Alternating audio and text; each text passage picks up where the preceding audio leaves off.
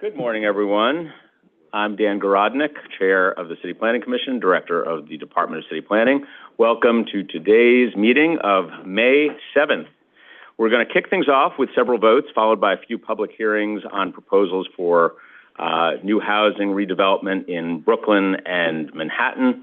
To start, we're going to vote on the Coney development, a 1.3 million square foot entertainment complex at Coney Island that would include a gaming facility, hotel, convention center, food hall, retail space, etc. The project would be located on Surf Avenue across 3 blocks between Maimonides Ballpark and Luna Park, close to the boardwalk. In addition to the land use actions before us, this application would need to go through the state-defined siting process, which requires approval of the state 6-person community advisory committee. That includes representatives of the mayor, borough president, and local council member. We'll next vote on a proposed residential development that would bring nearly 300 income-restricted affordable homes for seniors to 109 Marcus Garvey Boulevard at Bed-Stuy, Brooklyn. The building would include a courtyard for tenants and be close to Lewis and Pulaski playgrounds. Moving to Staten Island, we'll vote on a proposed acquisition by the Departments of Design and Construction, Citywide Administrative Services, and Environmental Protection at 1919 Highland Boulevard in Midland Beach. The agencies are looking to acquire a portion of this privately owned lot to allow DEP to advance its best management practices for the ecologically important New Creek Blue Belt Stormwater Management Program. Staying on Staten Island, we'll also vote on an authorization to facilitate upgrades and improvements to the structures and site features of Henry Kaufman Campgrounds at 1131 Manor Road in Manor Heights. Switching gears to public hearings, we'll start with a proposed mixed-use project at 47 Hall Street in Wallabout, Brooklyn. This development would include over 600 new homes, of which approximately 150 to 180 would be income-restricted affordable. The building would also include commercial space, a self-storage facility, and retail, and be located within walking distance of Brooklyn's Navy Yard, and Washington Hall Park. The public is also invited to testify on Carmen Villegas Apartments, a 100% income-restricted affordable building proposed by the Department of Housing, Preservation, and Development at 100 East 111th Street in East Harlem. The proposal would create 210 new homes, nearly 150 of them dedicated to low-income seniors through HPD's AIRS program and community facilities space. The site is close to the 6 train at 110th Street, multiple community gardens, and another 100% income-restricted building, which is Sendero Verde, which includes the East Side SOUL Family Enrichment Center. The last public hearing for today is on the Midtown South mixed-use plan. For generations, this area has been one of the most centrally located transit and job-rich neighborhoods in New York City. It's home to more than 7,000 businesses and 135,000 jobs, but it also faces challenges. Elevated commercial vacancy rates are leaving buildings underused, especially since the pandemic. Meanwhile, inflexible, outdated zoning has stymied housing growth and prevented the neighborhood from adapting and evolving. With a 1.4% apartment vacancy rate fueling our dire housing crisis, it's unbelievable that if someone wanted to build housing in this area, the city's own rules would not allow it. We must change the status quo and advance every opportunity to create new homes and turn the tide on this crisis. That's what the Midtown South mixed-use plan will do. This transformational proposal would create a more vibrant 24/7 neighborhood with a mix of commercial, manufacturing, and residential uses. It would spur the creation of around 9,700 new homes, including up to 2,900 permanently income-restricted affordable homes, allowing more than 20,000 New Yorkers from all incomes to live in some of the most centrally located and highest density parts of Manhattan. The plan would also mark the first time that we require affordable housing through mandatory inclusionary housing in Midtown. And it would be the first plan to take advantage of key changes we made through City of Yes, including more flexible rules for office conversions, new high-density residential districts, and new, more flexible manufacturing zoning districts. We created these tools to put them to use, and there's no place that is better to do so than Midtown South. This neighborhood also has a long and important legacy as an economic hub, one that this plan will support by increasing foot traffic day and night, continuing to permit a wide range of non-residential uses, including light manufacturing, office space, and retail, promoting transit and public realm improvements, and allowing for community facilities such as libraries and schools. It's through these measures that we can keep the local economy thriving and create a live-work community in the heart of Manhattan. The plan has received favorable recommendations from Manhattan Community Board 5, the Manhattan Borough Board, and Borough President Mark Levine, who I thank for their support. I look forward to hearing from members of the public today as we work to create a truly thriving and more dynamic neighborhood. As a reminder, the Commission's vote on this plan will be calendared at a later date. So with that, Madam Secretary, I turn it to you, and let us get started today. Good morning. This is the City Planning Commission public meeting held remotely through the NYC Engage portal and in person in the CPC hearing room, 120 Broadway, Lower Concourse. Today is Wednesday, May 7, 2025. I will now call the roll. Chair Garodnick. Here. Vice Chair Knuckles. Here. Commissioner Benjamin. Present. Commissioner Cerullo. Here. Commissioner Crowell. Present. Commissioner Doak is absent. Commissioner Gold. Here. Commissioner Goodridge is absent. Commissioner Kermani. Here. Commissioner Mann. Yes. Here. Commissioner Medin. Here. Commissioner Osorio. Here. Commissioner Ramprashad. Okay. A quorum is present. The first item is the approval of the minutes of the public meeting of Wednesday, April 23rd, 2025. Great, thank you. On the minutes, I make a motion to approve those minutes of April 23rd. Commissioner Marin has seconded. Thank you. All those in favor, please say aye. Aye. Aye. Opposed, nay. Okay, minutes are approved. Thank you. Scheduling, calendar numbers 1 through 9, scheduling Wednesday, May 21st, 2025 for a public hearing to be held in person in the CPC hearing room, 120 Broadway, and remotely through the NYC Engage portal. Great. I make a motion to approve the resolution, seconded by Commissioner Benjamin. Thank you. All those in favor, please say aye. Aye. Opposed, nay. Ayes have it. Thank you. Motion is approved. The next part of the calendar is the report section on page 6. Borough of Brooklyn, calendar number 10, the Coney Development, CD 13, C 250108 MMK, and the matter of an application for a city map amendment concerning the Coney Development. For a favorable report on calendar number 10, Chair Garodnick. Aye. Aye. Vice Chair Knuckles. Yes. Commissioner Benjamin. Aye. Commissioner Cerullo. Yes. Commissioner Crowell. Commissioner Gold. Yes. Commissioner Kermani. Yes. Commissioner Mann. Abstain. Abstain. Okay. Commissioner Medin. Yes. Commissioner Osorio. I very much thank the department for facilitating this conversation and addressing our questions. I vote no unless the modifications requested by the Brooklyn Borough President are fully met. This includes the design of the sky bridge and the lack of sufficient public amenities. In addition, the street improvements need to be stronger in order to consider future flood risk and address not just flooding, but storm surge and comprehensive stormwater management in the neighborhood. Thank you. A favorable report has been adopted on calendar number 10. Calendar numbers 11, 12, and 13. 109 Marcus Garvey Boulevard, Commissioner Gold. Yes. Commissioner Kermani. Yes. Commissioner Mann. Yes. Commissioner Medin. Yes. Commissioner Osorio. Yes. Favorable reports have been adopted on calendar numbers 11, 12, and 13. Borough of Staten Island, calendar number 14, 1919 Highland Boulevard, CD2, C250, 079 PQR, and the matter of an application for an acquisition concerning the 1919 Highland Boulevard.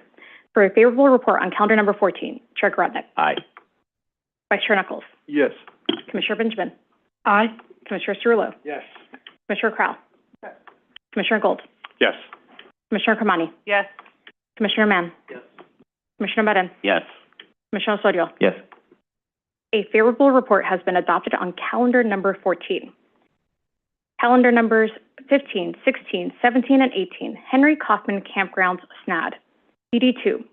Calendar number 15, N250075 ZAR. Calendar number 16, N250076 ZAR. Calendar number 17, N250077 ZAR, calendar number 18, N250223 ZCR, and the matter of applications for the grant of authorizations and a certification concerning Henry Kaufman Campgrounds, SNAD, for the adoption of calendar numbers 15, 16, 17, and 18. Chair Garodnick. Aye. Vice Chair Nichols. Yes. Commissioner Benjamin.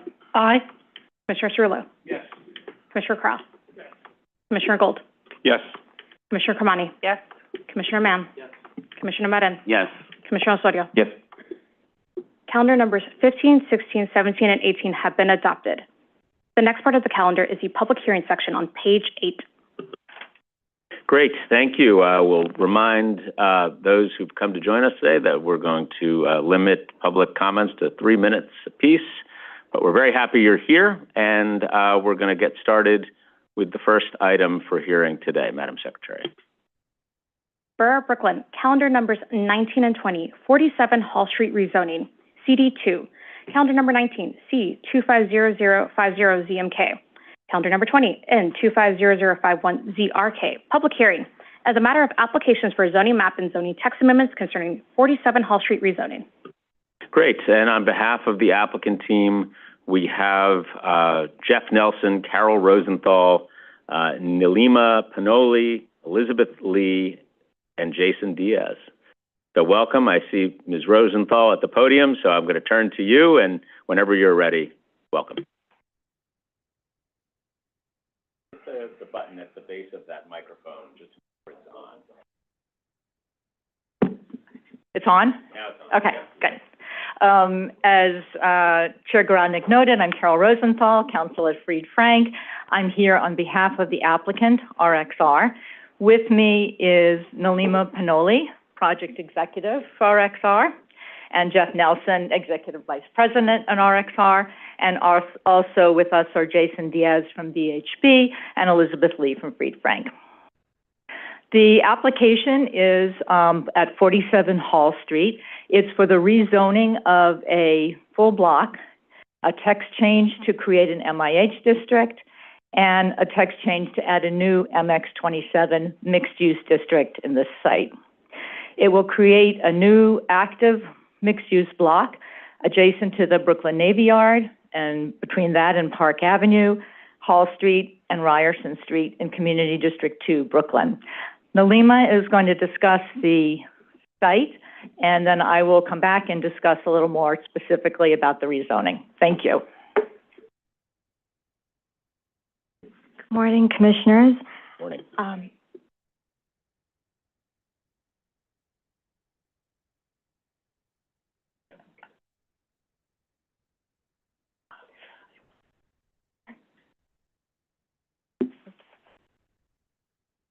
You should be able to. Oh, okay. This is just locating the site, which is in the Wallabout neighborhood, just south of the Brooklyn Navy Yard. The area is just east of downtown Brooklyn, north of the Clinton Hill residential neighborhood, as well as west of South Williamsburg. Zooming in a little bit, you see the campus. This is the site is an entire city block comprising a 2.6-acre parcel that's bounded by Flushing Avenue to the north, Park Avenue to the south, Ryerson and Hall Street to the east and west, and is sort of separated from the residential areas of Clinton Hill and Fort Greene by the elevated BQE. The site comprises today of 10 buildings that consist of approximately 600,000 square feet. Just in terms of some background on this site, this property was acquired by RXR back in 2016. Our goal at that point was to reposition the campus as a creative, dynamic commercial hub that would attract a range of creative tenants. And we made a significant investment in this campus of over $100 million towards those efforts. However, we started leasing the property shortly before COVID, and despite extensive leasing efforts over the following 3 years, which included outreach to both commercial and manufacturing tenants, the decline in the broader commercial market due to COVID, as well as other challenges, made it really challenging to attract tenants to the site, and as a result, most of the site has remained vacant. We began discussions with the city about 2 years ago about a rezoning that would help activate the site through the introduction of new uses, including residential use. During this time, this property was also licensed by the city for temporary use as a HERC.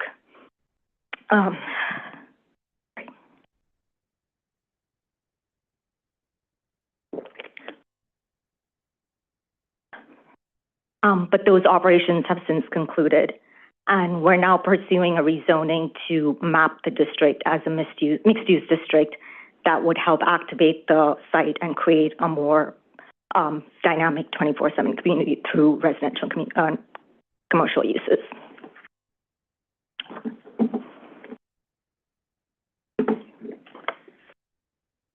Okay, so here we have the current zoning map for the site. And as you can see, the Navy Yard is has a very large manufacturing area. It has a master plan and zoning permitting between 4.6 and 5.1 million square feet of vertical manufacturing space.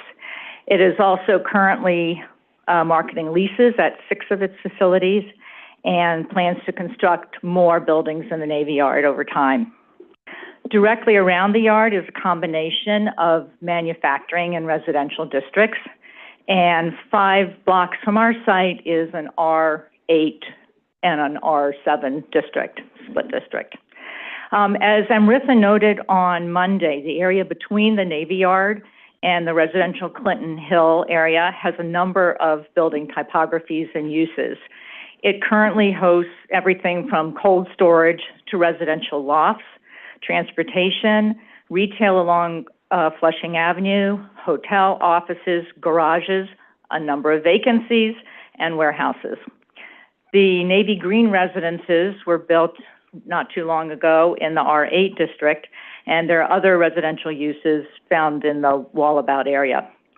You can see some of the parks thereby. There's the Commodore John Berry Park, Washington Hall Park, catty corner to our site, and a couple blocks down the Steuben Playground.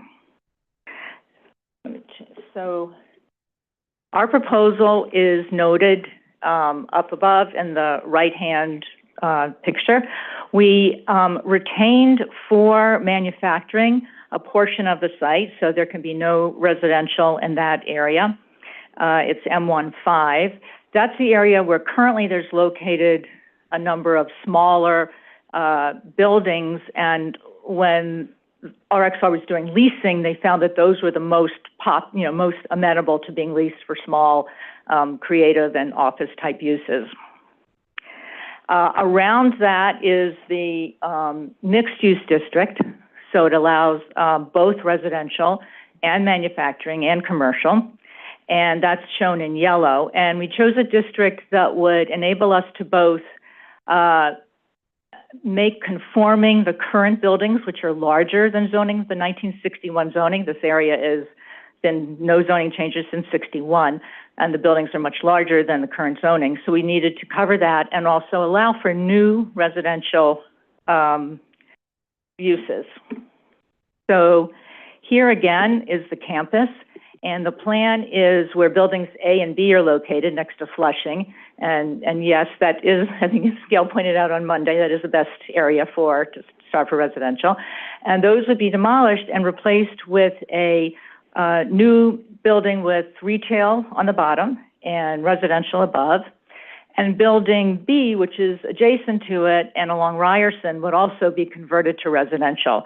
So at the end of the day, you would have 620 new homes, including 150 to 180 permanent affordable units. This is in the would be an MIH zoning area. The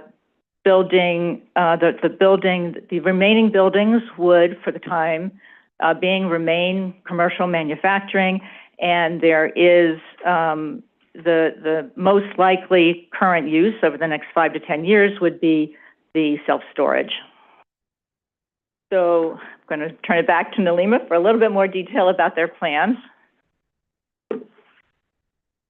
And this just summarizes our proposed program, which will include approximately 600,000 square feet of residential, which would comprise over 600 units, including 150 to 180 permanently affordable units.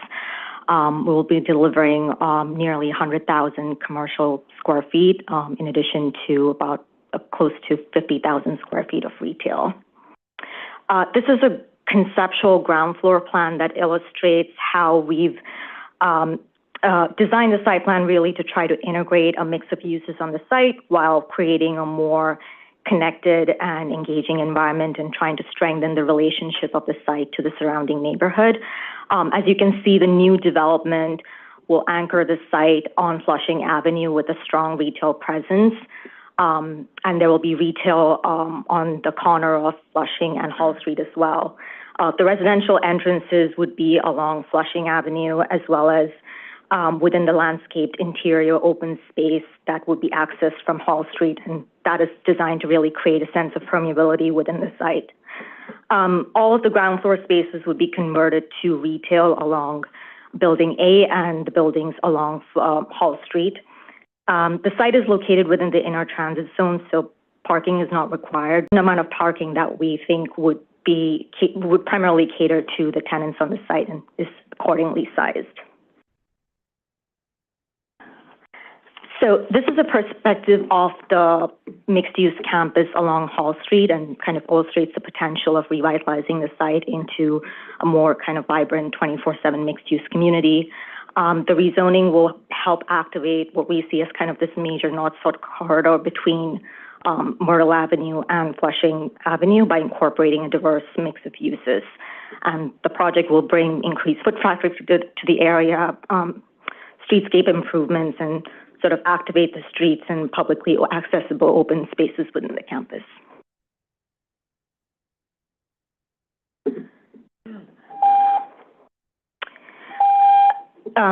Just to summarize, the project area offers access to multiple transportation. That's your time. Oh. So okay, I think we're going to have to leave it there, but I know that there will be questions from the commission. Were there many more slides? This is just to conclude. Yeah, and just final statement to say that this is really an opportunity to revitalize what has remained a vastly underutilized parcel in this part of Brooklyn. Okay, great. Thank you. Well, let me ask you a question about that, and then I'm going to go to some of my colleagues. First, I want to note Commissioner Cerullo is recused on this item, and we're going to go to Commissioners Benjamin and Osorio in a sec. Just want to give you an opportunity to say for a second how we should be thinking about residential here in this particular block. Obviously, it's in a primarily manufacturing area with a block further to the west, which is residential, but the area north of Park Avenue is primarily manufacturing here. Just if you could just spend a minute, sharing with us how we should be thinking about this in the context of the broader neighborhood, I think it would be helpful. Sure. I'll just start, and Nalima will fill in. So this area is one of the rare areas where there are a number of employment opportunities, both in the Navy Yard, and you have Pratt nearby, and you have some of the other universities nearby. It is, however, underhoused, and the sense is that this would enable a number of people to be able to live closer to those jobs. Take some of the pressure off of the low-rise neighborhood across the highway, and really meet an unmet need, which is housing, and also to put this property into productive use. The client attempted to do and spent a lot of money trying to do manufacturing and trying to do commercial. It just wasn't there. And there's a lot of vacancies in the area, and I think the reason you see a lot of storage uses is because there's just not a lot of need. And the Navy Yard itself not only has a ton of extra space, but that space is subsidized. It comes with tax and other subsidies.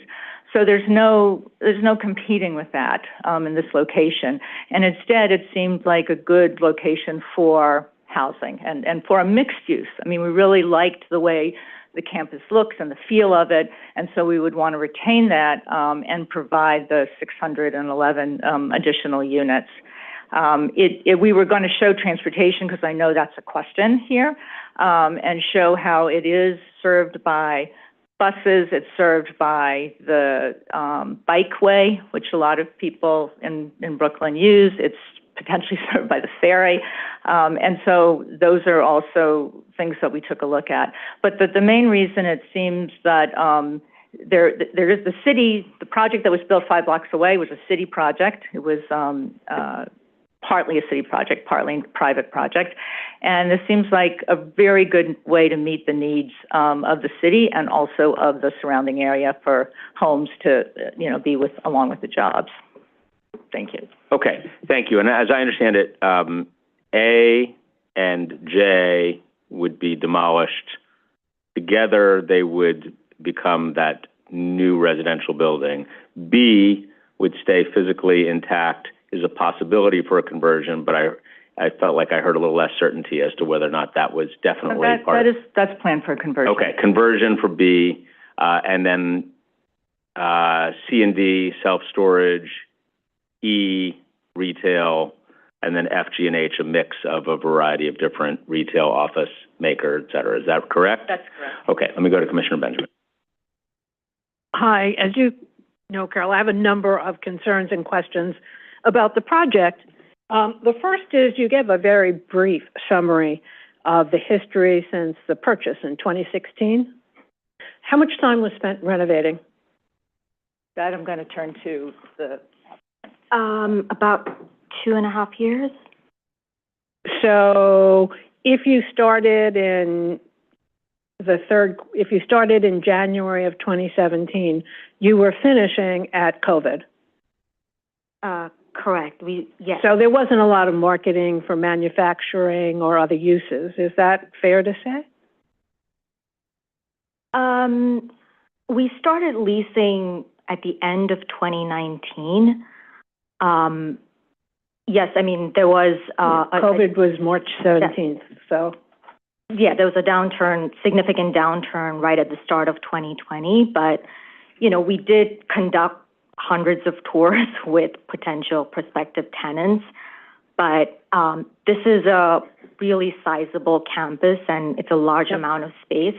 I do know the campus well. To be able to lease this sort of a campus, we needed a significant anchor tenant, and given challenges with the market, and this is not specific just to this area, you obviously see it in the broader office market, especially in downtown Brooklyn, where I believe even today, over half of the new commercial space that's been delivered has remained vacant since COVID.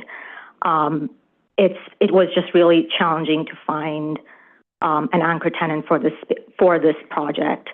And when did the city approach you about leasing the space for the shelter? Yeah, so they approached us. We started conversations with the city about the rezoning in early 2023. Not the rezoning, Yeah, and they approached us, I would say in May 2023. This was the time that they approached the broader real estate community. Of course, it was the height of the migrant crisis at that time. We knew that we were focused obviously on the long-term vision for the site, which was the rezoning, but we also had a vacant campus that was 600,000 square feet and would help meet the need in the interim while we pursued the rezoning. And when did you actively conclude the lease with the city? That was about a month ago. No, not when did it end. When did you and the city actively sign a lease to use the property as a shelter? It was the end of June 2023.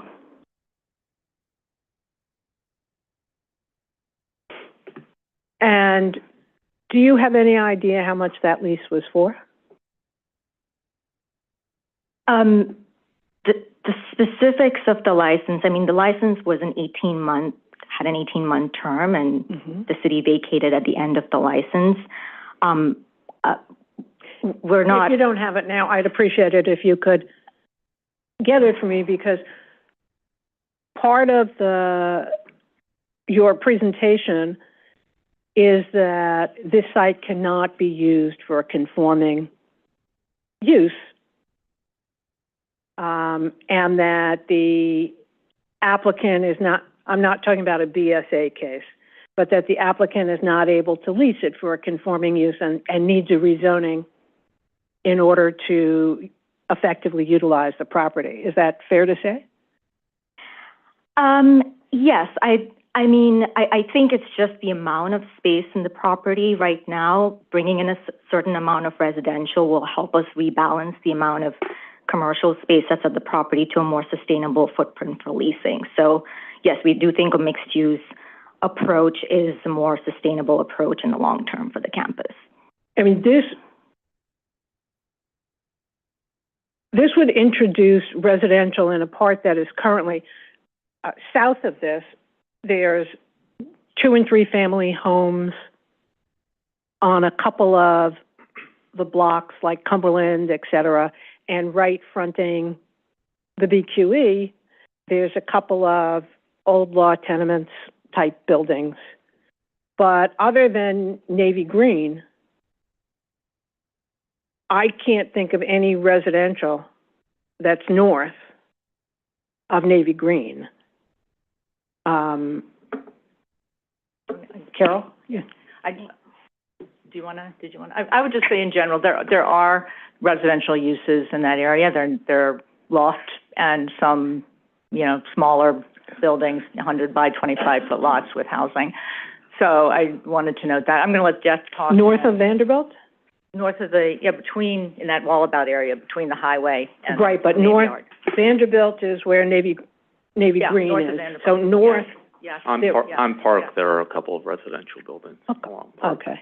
But just to add one thing, I think as we approached the rezoning and thought about how to reactivate this campus long term, we were very intentional in terms of the plan and identifying the buildings where we thought the opportunity for continuing to maintain a commercial presence through smaller tenants, makers, et cetera, really existed in those FG, H, and I buildings, which are much more easily demisable for smaller tenants. And that's where we saw some traction through our leasing period. Building B is very large floor plates and much more challenging in terms of being able to find an appropriate user for that space. And buildings A and J, relatively speaking, are underutilized. And frankly, given the loads that they can bear in building A, et cetera, made sense to demolish and locate the new residential there.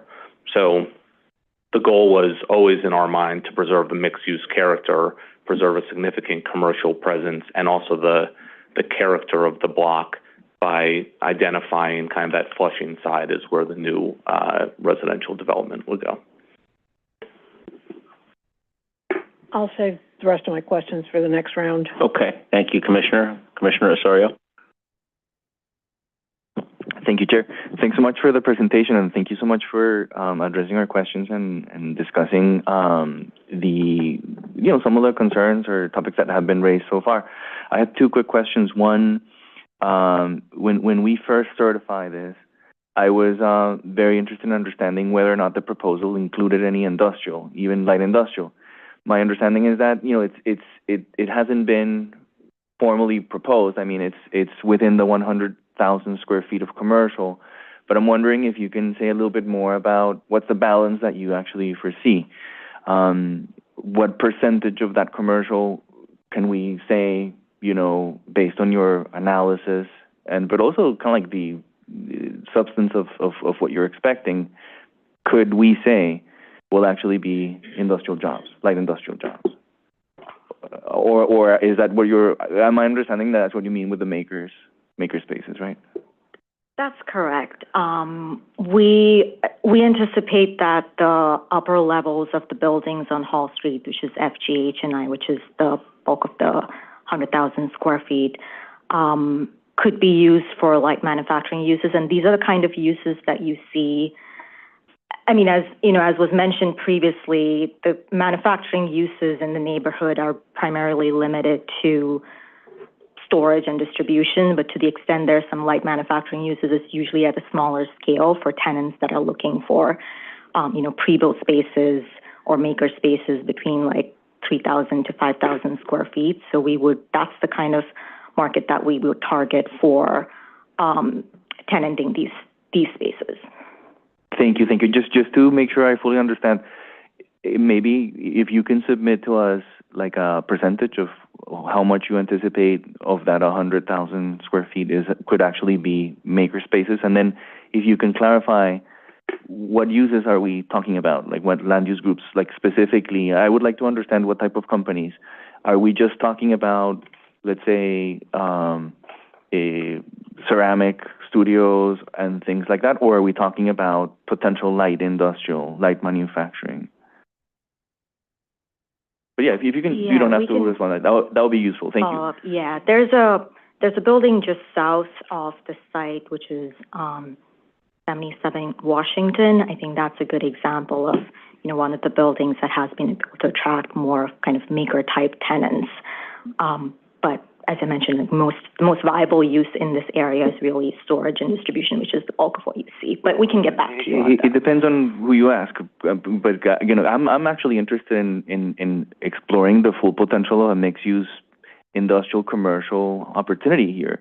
In fact, with green jobs, you could have showrooms in first floors and then maintenance and potentially some manufacturing in the upper floors, which will be consistent with what you're proposing. I just want to understand what exactly do you have in mind. So that would be one question. The second question is really, so I'm a little bit surprised that in the proposal, given kind of like the vision that you're proposing here, to fully embrace this mixed-use character, you're keeping C&D for the self-storage facility. And so I just want to understand, help me sort of follow the thinking process in that sense, and why do you think that it still makes sense when you could be producing more housing, specifically? Yeah, thank you for that question. C&D, as you know, self-storage is an as-of-right use. It was what was planned for this part of the campus even prior to the rezoning. When we were thinking about the repositioning and the programming strategy, as Jeff mentioned, C&D is sort of least desirable buildings in terms of adapting it for residential or commercial use. We are delivering a significant amount of housing and commercial as part of the proposed development, and we think that self-storage, at least in the interim, is a very viable use that can, help us deal with any potential absorption challenges on the residential or commercial side, while generating revenue in the interim. But as Carol mentioned, the rezoning does allow for a flexibility of uses, and frankly, self-storage use leases tend to be pretty short-term, so it gives us the opportunity to revisit programming for those buildings in the next 5 to 10 years. Well, thank you. I appreciate that. I mean, I would encourage you to consider some of the comments that you've received regarding C&D. I think it would contribute to the larger vision to rethink really how much are those really contributing right now as self-storage facilities. Thank you. Thanks, Commissioner. Commissioner Mann? Thanks, Mr. Chair. Just a couple of quick questions. On the Brooklyn Navy Yard, I imagine you all did some outreach with the Navy Yard and just trying to understand what their thinking was with having a residential building across the street from the Navy Yard, and if there was any concerns about just conflicts there. Yeah, we've had ongoing engagement with the Navy Yard. We reached out to their leadership very early on in the process to relay our plans around the rezoning, and we've continued to keep them updated on our rezoning process. I can't comment for the Navy Yard as to what their specific position is on the project, but the conversations have been generally positive, and they've just been sort of understanding what we're proposing to do here. From our perspective, as Carol mentioned, we do think that this is a really great opportunity to introduce, higher density housing in an area that doesn't have a lot of high density housing, which would complement kind of the jobs and activity taking place at the Navy Yard.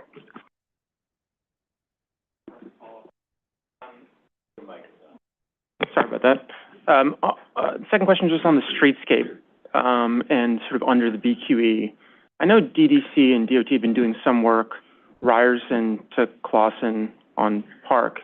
And it seems like that's one of the challenges of the commercial activation was the fact that you have the BQE next to you, right? And it's not a pleasant place to walk under if you're going to work there. And so can you just speak a little bit to what, if anything, you have, any thoughts you have about under the BQE adjacent to your site, and turning that parking into something slightly more perhaps interesting and useful from a streetscape standpoint? Yeah, I mean, as you've identified, this is obviously, RXR's interests are very much aligned in terms of how that pedestrian experience is formed under the BQE and transitioning from the lower, Clinton area to our site.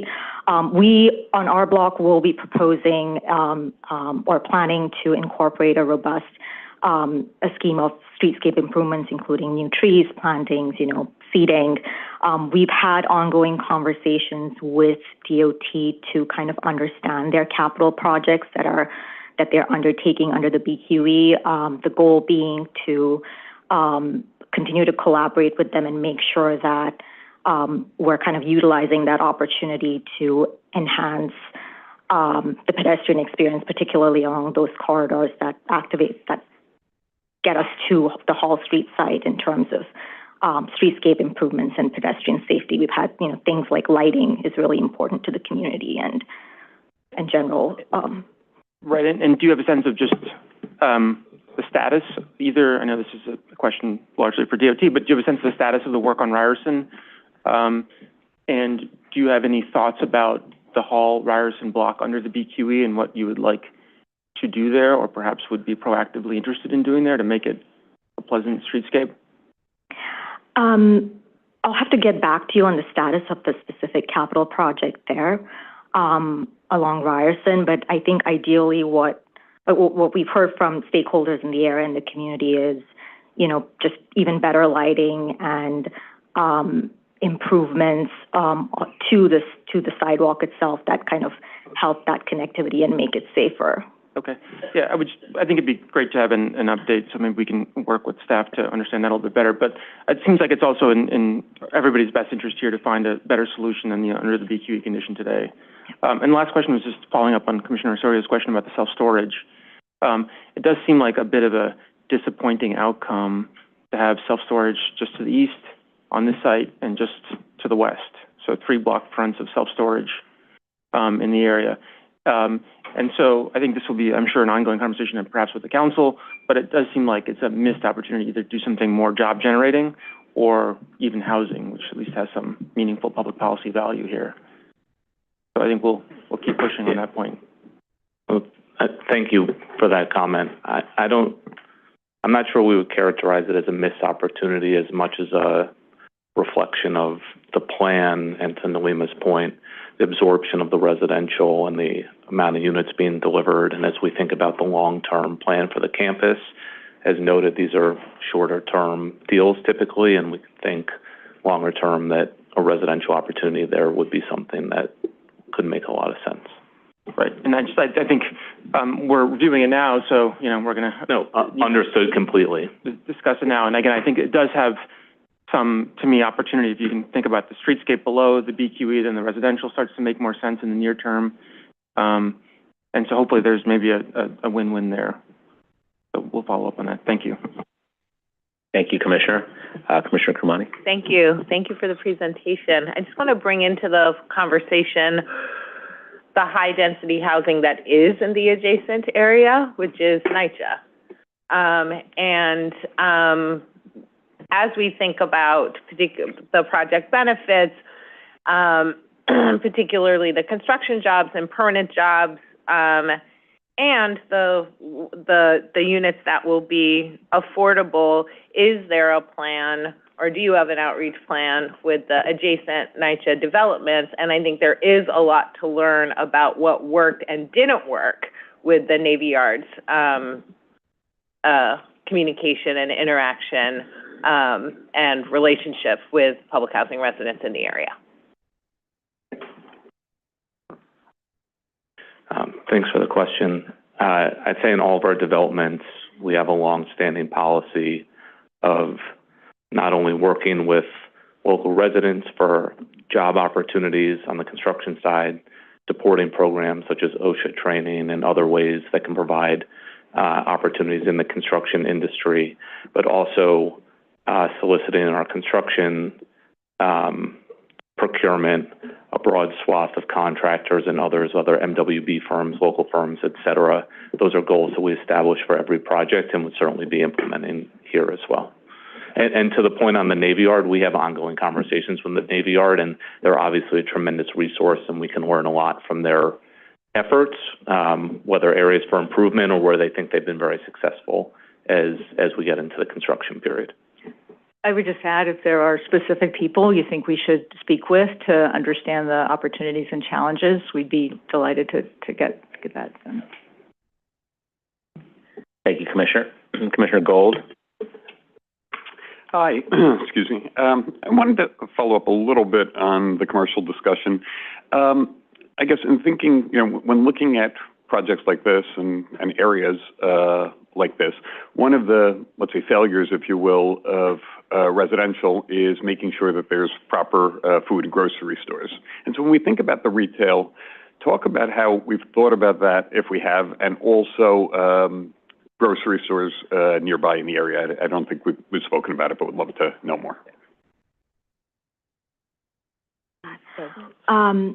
So the retail that's being proposed, as I mentioned, is going to be primarily along Flushing and Hall Street. And, we acknowledge that this is not as well trafficked an area as some of the blocks west of the site, which have a lot more retail. We do think that this retail would be tailored more to complement uses that meet the needs of the community and residents. This project will be bringing a substantial amount of foot traffic to the area because we're delivering over 600 units and, over 100,000 square feet of commercial space. This is not going to be the kind of retail that accommodates big box or chain stores. There is a Wegmans a few blocks west along Flushing Avenue, which is sort of the closest large grocery store. But in terms of retail on our site, we envision it being more retail that caters towards kind of daily needs, like small eateries, specialty retail. We used to have a bike shop there, maybe a daycare, pet care, and also maybe like smaller arts or cultural establishments like an art studio or a music school, potentially a preschool as well, depending on, the type of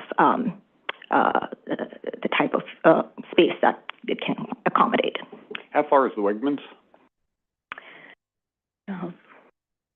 We have to. I can sort of show you on a map. Yeah. About 8 blocks. Got it. It's in the zone. Okay. And then just talking through that, as I think about it, obviously I would echo some of the comments of the other commissioners on the self-storage, right?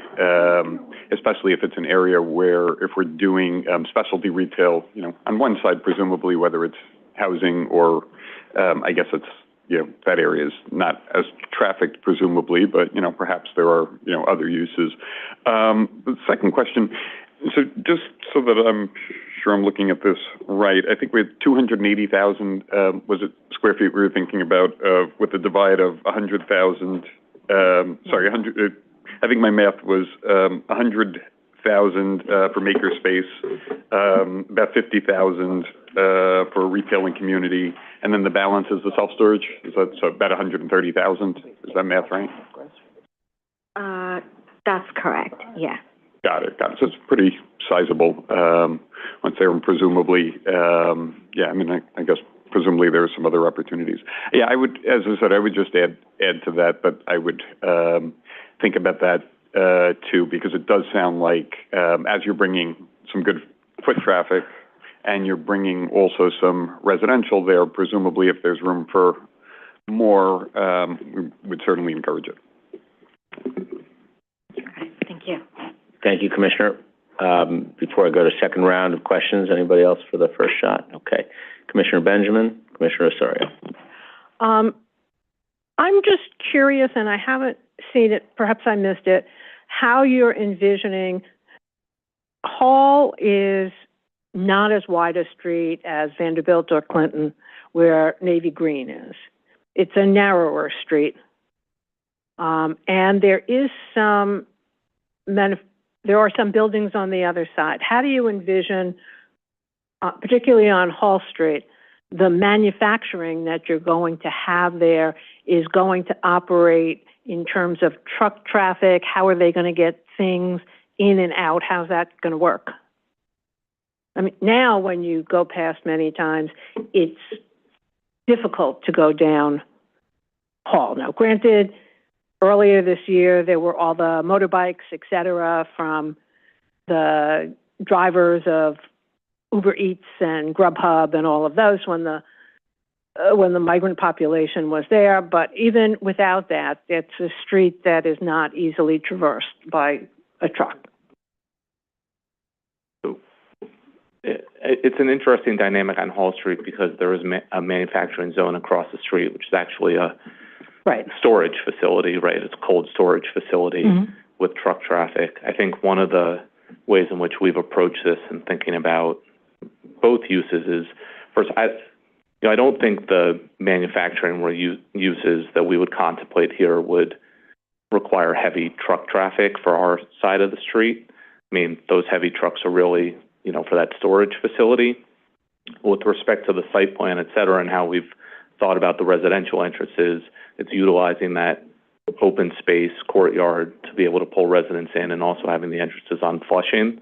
And we'll see long-term what happens with that cold storage facility and that block, but we're thinking today about how we can incorporate our uses alongside that. So I'd asked actually about the manufacturing, but on the residential, you would picture having the entrance to parking on Flushing, because it's only one lane in each direction. No, the parking entrance is on, the parking entrance is on Ryerson.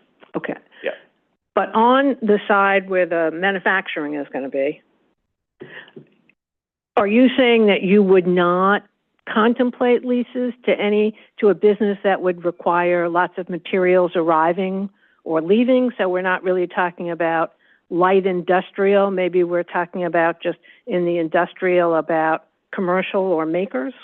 Is that really? No, I think there's an opportunity for loading to the extent necessary on that street.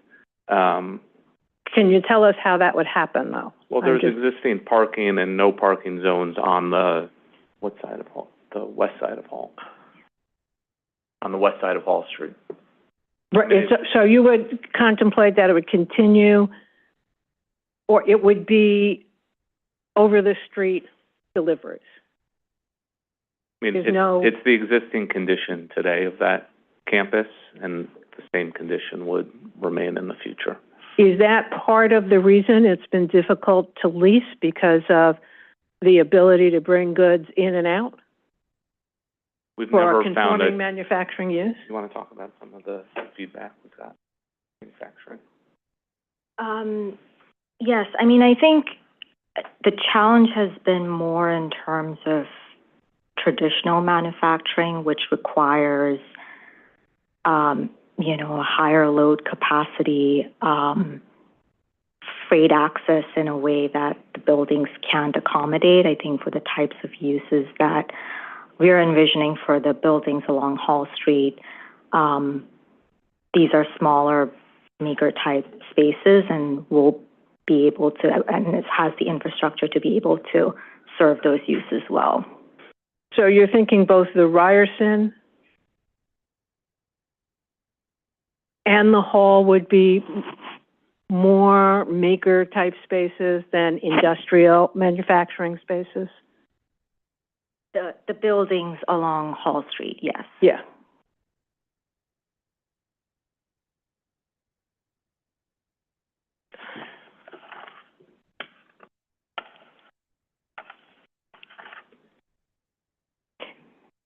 And following up on Commissioner Kamani's question about NYCHA, since NYCHA is closer than Wegmans is. Wegmans is like 9 blocks away. NYCHA is 6 or 7 blocks away. Are you envisioning some ability for NYCHA residents either there or across the BQE on Sand Street being able to have some type of priority in these affordable housing? You know, that's, as you know, set by HPD. So to the extent that we are permitted to have neighborhood or priority, we're certainly willing to work and do that, and certainly willing to disseminate information in the neighborhood and in the NYCHA housing in areas as people would recommend. I mean, one of the things the community board was clearly concerned about was the affordability of the housing, of the affordable housing. Mm-hmm. And they and the borough president both spoke and wrote about increasing the affordable or decreasing the income limits for the affordable, having more 40% affordable apartments. Is there anything that, and increasing the number of family 2 and 3 size apartments, is there anything there that you have been thinking about or thinking you could, in fact, respond to them? Yes, and I mean, based on the community board's comments as well as the borough president, we appreciate those comments and understand that increasing the number of affordable units and kind of deeper affordability is a key priority for this community. In our early conversations with the community board, they had asked us to target a lower AMI threshold for this block, and we were able to make that commitment in terms of MIH. We will be pursuing MIH option 1 for the new development, which is really the bulk of the residential here. In terms of the other requests, we are actively evaluating it and will continue to review that through the ULUR process. Will we have any response to that from you by the time we have to vote?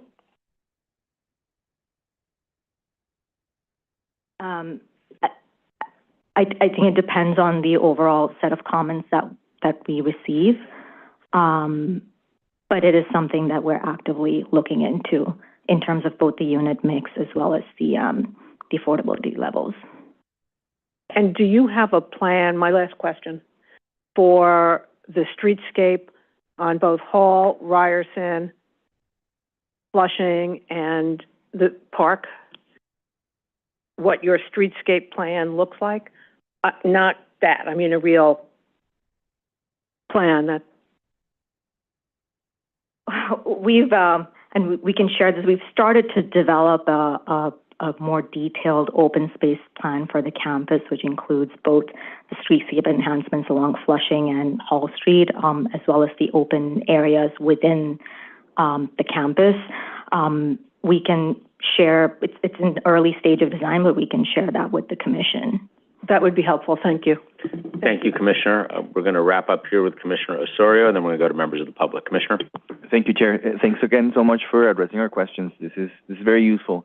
So I'll wait to receive your written response on exactly what type of industry sectors or types of jobs are we really talking about when you say maker spaces. But speaking about commercial, first question, and then I have a question about sustainability measures. Whether it is as an offset of, your response to Commissioner Gold in terms of, supermarkets and access to food, but can you say a few words about what type of retail are you considering here, and how is this responding to the needs of the residents, primarily to Commissioner Carmani's question, NYCHA, but what is now focusing on the commercial uses, what exactly are we talking about? Yeah, in terms of retail, our intent would be to prioritize retail that really serves local needs, because that's what we see there to be a market here for. It's going to be targeting the residents in the area and the local communities. So, things like, as I mentioned, like a daycare or like smaller eateries, not unlike businesses that you see existing on Washington Avenue, a little further west today, but these are, smaller scale retail, and we've been designing the retail footprints to this kind of 1,000 to 3,000 square foot space that could accommodate such retail. If you can further clarify, maybe kind of like in writing, because it's the affordability level suggests one type of local resident, and then NYCHA may have different needs, and so I would like to understand exactly who are we planning for in terms of the retail. Then the other question is, if you don't mind, we didn't get much information on the sustainability measures that are being proposed, and so this is interesting because you're demolishing and having new construction as well as large building plates that you're going to reuse, and so I'm interested in understanding what is the plan, let's say in terms of local laws 92, 94, 97, so like green roofs, solar, carbon emissions. Can you say a few things, or if you prefer to submit in writing, that's fine too. Sure. We'll submit a more detailed response in writing, but I can just say, for the new development, again, sustainability is an important goal here, and we will be, for the new development, targeting the highest possible, most feasible LEED certification that we can on site. It's probably going to be a LEED Silver. The building will have an all-electric HVAC system.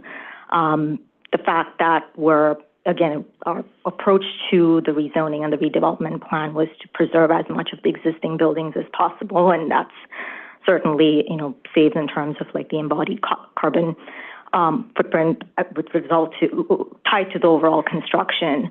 The new building will also have a series of terraces, which will have permeable paving and planters, which will help with water retention and those other features. But we can follow up with a more detailed response. That's very useful.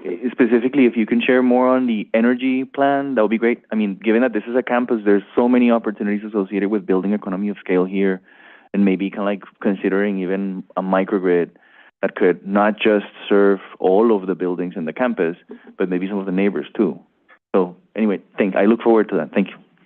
Great. Thank you, Commissioner. We're going to leave it there, so thank you all very much. Thank you all for your comments and attention. We appreciate it. Thank you. And we have 4 members of the public who wish to be heard on 47 Hall Street, and they are Caitlin Schuster on Zoom, Chad Perkey on Zoom, and Mark Landolina and Tosha Miller here in the room. So we're going to call them in turn.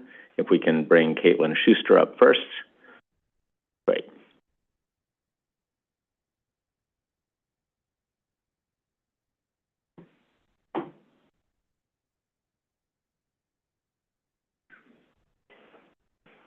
All right, great. Can you guys hear me? We can. Awesome. So good morning, Chair Garodnick and members of the commission. My name is Caitlin Schuster. I'm here as a representative of SEIU Local 32BJ to testify in opposition to the proposed rezoning. 32BJ is the largest union of property service workers in the country, representing over 175,000 members, including 90,000 in New York City. 32BJ members are the workers who keep our city's buildings, stadiums, airports, and public facilities safe, clean, and running. 32BJ fights to ensure that property service jobs in the residential, commercial, and security sectors in New York offer stable, family-sustaining wages and benefits, so the people who keep New York safe and clean can afford to build lives here as well. To date, RXR has not made a credible commitment that all of the property service jobs at this development will be good, family-sustaining jobs, nor has RXR committed to using responsible contractors if it elects to contract out for these services rather than directly employ the staff. Furthermore, 32BJ has concerns about RXR's use of a contractor called Mulligan Security at many of its properties across the city.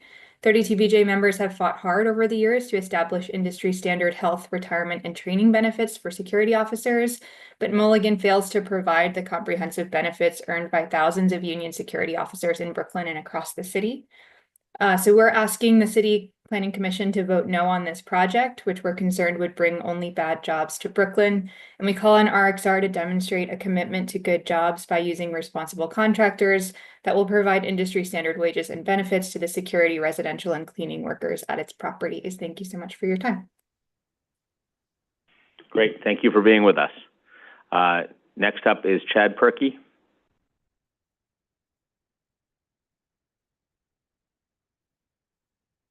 Hello, can you hear me? We can. Great. Good morning. Thank you for the opportunity to speak here. I'm Chad Perkey, the Interim Executive Director with the Association for a Better New York, known as ABNY. We're a nonprofit dedicated to the advancement and support of New York City. And I'm seeking today to express support for the proposed rezoning here at 47 Hall Street. The development reflects a much-needed mixed-use approach that will create a net benefit for the neighborhood with new housing and jobs. As you know, the city is experiencing a housing crisis, and projects of this type help meet the needs of all kinds of New Yorkers.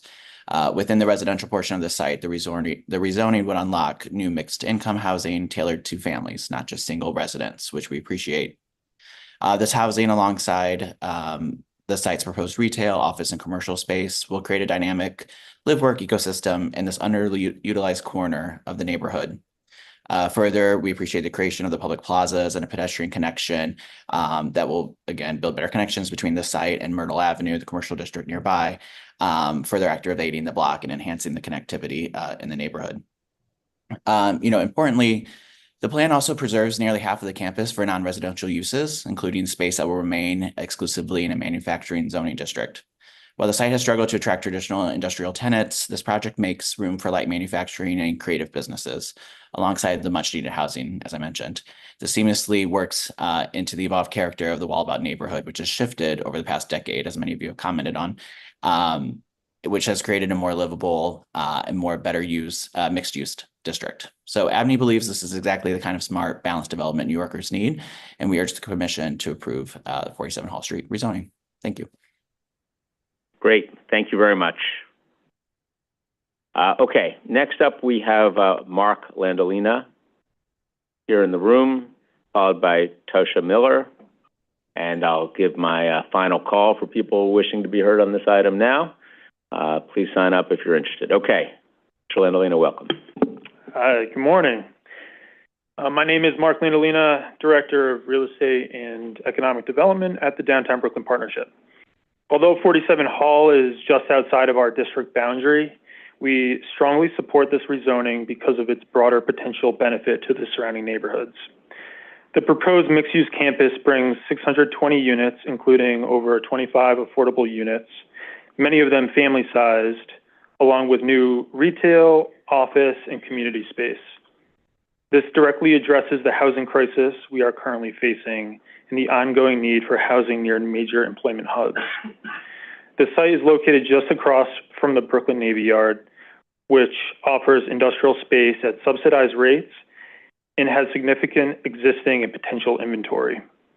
Importantly, the plan responds to longstanding community priorities of pedestrian connections to adjacent neighborhoods, traffic calming measures, and active, beautiful, and safe streetscape, retail, and public space. RXR's proposal will transform an isolated, underutilized block into a vibrant and connected part of the borough. We believe this project is a smart and community-driven investment in the borough's future and urge your support for the rezoning of 47 Hall Street. Thank you. Great. Thank you very much. Okay. Last up, Tosha Miller. Welcome.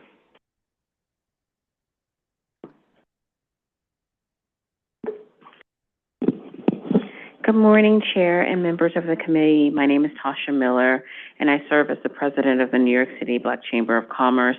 Thank you for the opportunity to speak today in support of the proposed rezoning at 47 Hall Street. Our mission at the Chamber is to create opportunities for Black-owned businesses and support economic mobility for working families across the 5 boroughs. That's why we believe projects like this are so important, not just for job creation or new housing supply, but for intentional investment in neighborhoods. 47 Hall reflects an innovative, forward-looking approach to revitalization. Far too long, this area between the Brooklyn Navy Yard and the BQE has been underutilized. This project would change that by transforming a largely vacant block into a vibrant, mixed-use campus with retail, commercial space, and critically mixed-income housing. What RXR is proposing would activate pedestrian corridors, repurpose aging buildings, and integrate large family-sized units in a neighborhood in desperate need of new housing.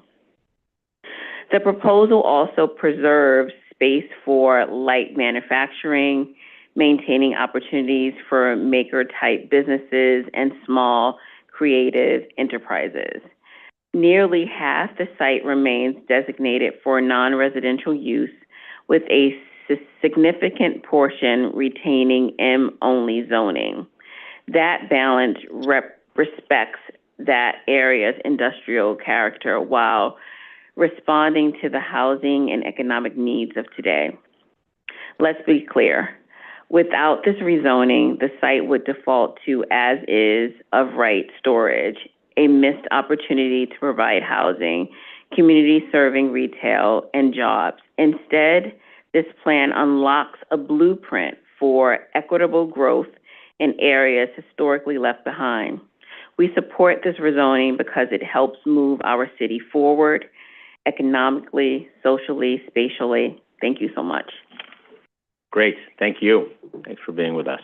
Okay, that's the last person on my list here who I believe wishes to be heard on calendars 19 and 20, 47 Hall Street. So with that in mind, we will close the hearing on this item.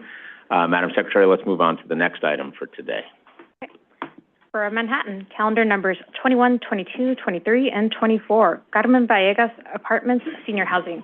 CD 11, calendar number 21, N250147ZRM, calendar number 22, C250148ZMM, calendar number 23, C250149PPM, calendar number 24, C250150PQM.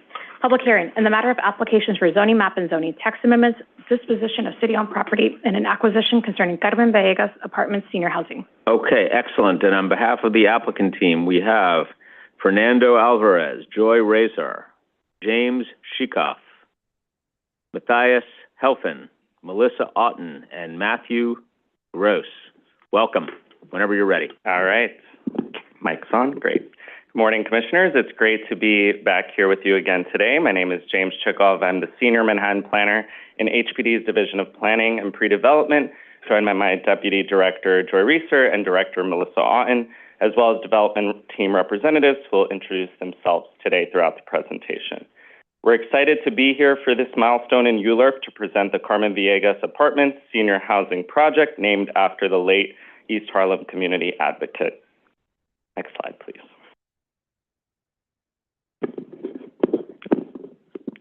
Next slide, thanks. Oh, I don't see the, oh, here it is. All right, beginning with the land use background, the development site will be located on the underutilized existing parking lot of the privately owned Casita Park on Block 1638, part of Lot 1. Casita Park HDFC is owned by Ascendant Neighborhood Development. The applicant team for this ULURP comprises HPD and our development partners, Ascendant Neighborhood Development, Xylem Projects, and the Urban Builders Collaborative. The application was certified on February 3rd, 2025, and the proposed project will be a new 28-story residential building with approximately 210 affordable senior housing units to be developed under HPD's Senior Affordable Rental Apartments program, known as SARA. Here is an aerial view for more context. The development site is highlighted in red on part of Lot 1, and we'll be using development rights from the zoning lot, highlighted in blue, to achieve its height and floor area. The proposed project will be located on the corner of Park Avenue and East 110th Street, just north of the NYCHA Clinton houses. And to facilitate the proposed development, the applicant team proposes the following land use actions. HPD proposes acquisition of previously city-owned property by the city on Block 1638, part of Lot 1, which is the development site that I highlighted, and subsequent disposition. Lot 1 was previously conveyed to Ascendant Neighborhood Development through a UDAP in 2000 for the development of a 6-story residential building, Casita Park, but the site requires new approvals to allow for subdivision, redevelopment, and financing. The parking lot was part of the development at the time as a zoning requirement, not a regulatory requirement, and does not have to be replaced. And the acquisition and disposition will occur simultaneously for nominal values in conjunction with the project's financial closing. Ascendant Neighborhood Development, Xylem Projects, and Urban Builders Collaborative propose to rezone the area highlighted in dotted black to an R9-1 district and to map an MIH area, a zoning text amendment to map an MIH area. So now I'll turn it over to the development team to introduce themselves and speak more in detail about the project. Thank you, James. Thank you for having us this morning. My name is Matthew Gross with Urban Builders Collaborative. I'm a partner with Nick and Gerard Latier. Latier Construction is a third-party general contractor here. Offices have been based on 110th Street between 1st and 2nd for over 45 years. We are extremely excited. My partner, Nena Lynch, Harlem-based MWBE developer. Our other partner, Chris Cirillo, on behalf of Ascendant Neighborhood Development Corporation, could not be here today, who has been spearheading this, and we're excited that we could be developing an East Harlem project with a full Harlem team comprised of a nonprofit and MWBE and a for-profit community builder. The name says it all. Carmen was a force to be reckoned with in East Harlem and was an active member with Community Board 11, and we just are so thrilled that we can honor her memory and embody everything she was in the Carmen Villegas project. Project overview, as James initially spoke about, this is a 28-story poured-in-place new construction building that will be containing 210 apartments, 100% of them affordable. We have a whole bunch of amenities consisting of a computer room. We have a gym. We have a great setback area on the 6th floor. And one of the highlights that we're also thrilled about is Sage, the foremost LGBTQ plus service provider throughout the country and specifically in New York, will be relocating from their current Central Harlem location to the 1st and 2nd floor, comprising of approximately 7,000 square feet.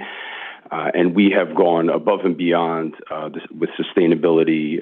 We've already been awarded a grant from NYSERDA through the Building of Excellence program, and you'll hear more about that from our architect, Fernando, from MAP. We're looking at a site plan here.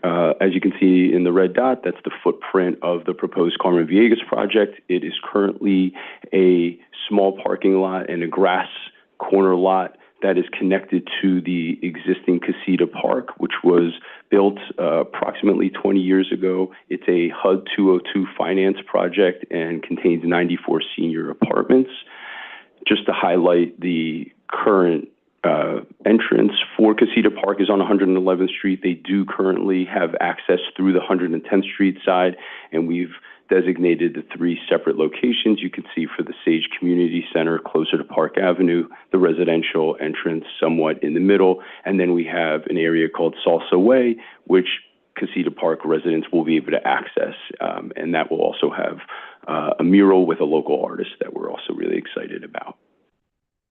Moving on to the unit mix here, just outlining this is through HPD's Senior Affordable Rental Apartment Program, which is designated 100% for seniors. 30% of that will be set aside for formerly homeless seniors. And then just through the guidelines of HPD's program, we have 23% one-bedrooms and 77% studios with one bedroom set aside for the superintendent who will be living there.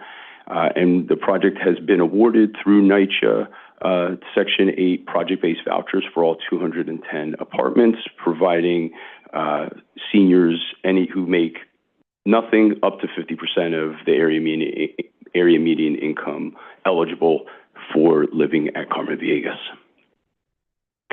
The community facility, as I discussed, Sage will be operating, providing comprehensive services. We're really excited that they've decided to join us in this journey here, and just all the great work they do and all of the existing connections they have in East Harlem with Union Settlement and all other types of local CBOs and organizations. And to bring that here, we're just going to be able to provide such an amazing place that seniors can age in place.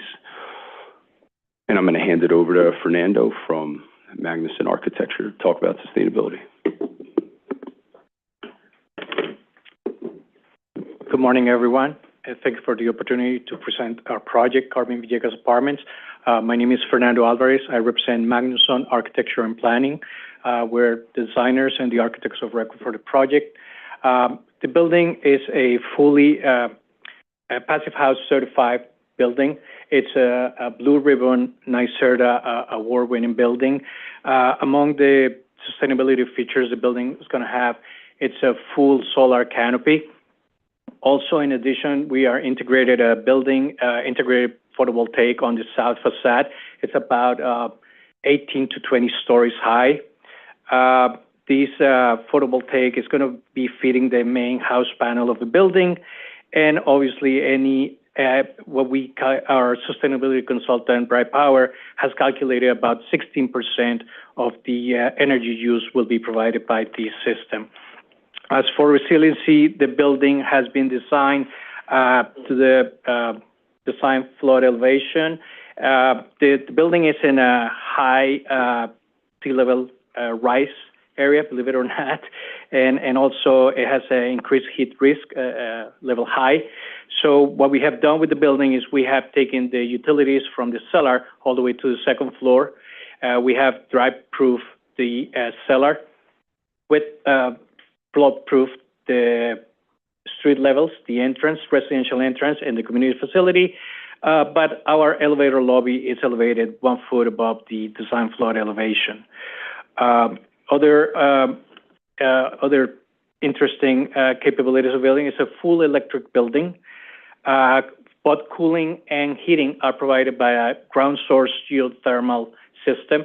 We're going to drill cores about 500 feet under. Even though it's a small footprint, the development team has hired a consultant, and probes actually have been made at the site.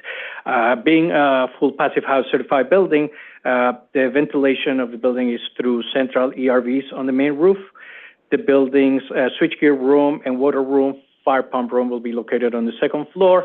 And up on the main roof, we'll have an emergency generator that will be gas power. That concludes our presentation, and we're open for questions now, and thank you very much. Wonderful. Thank you very much.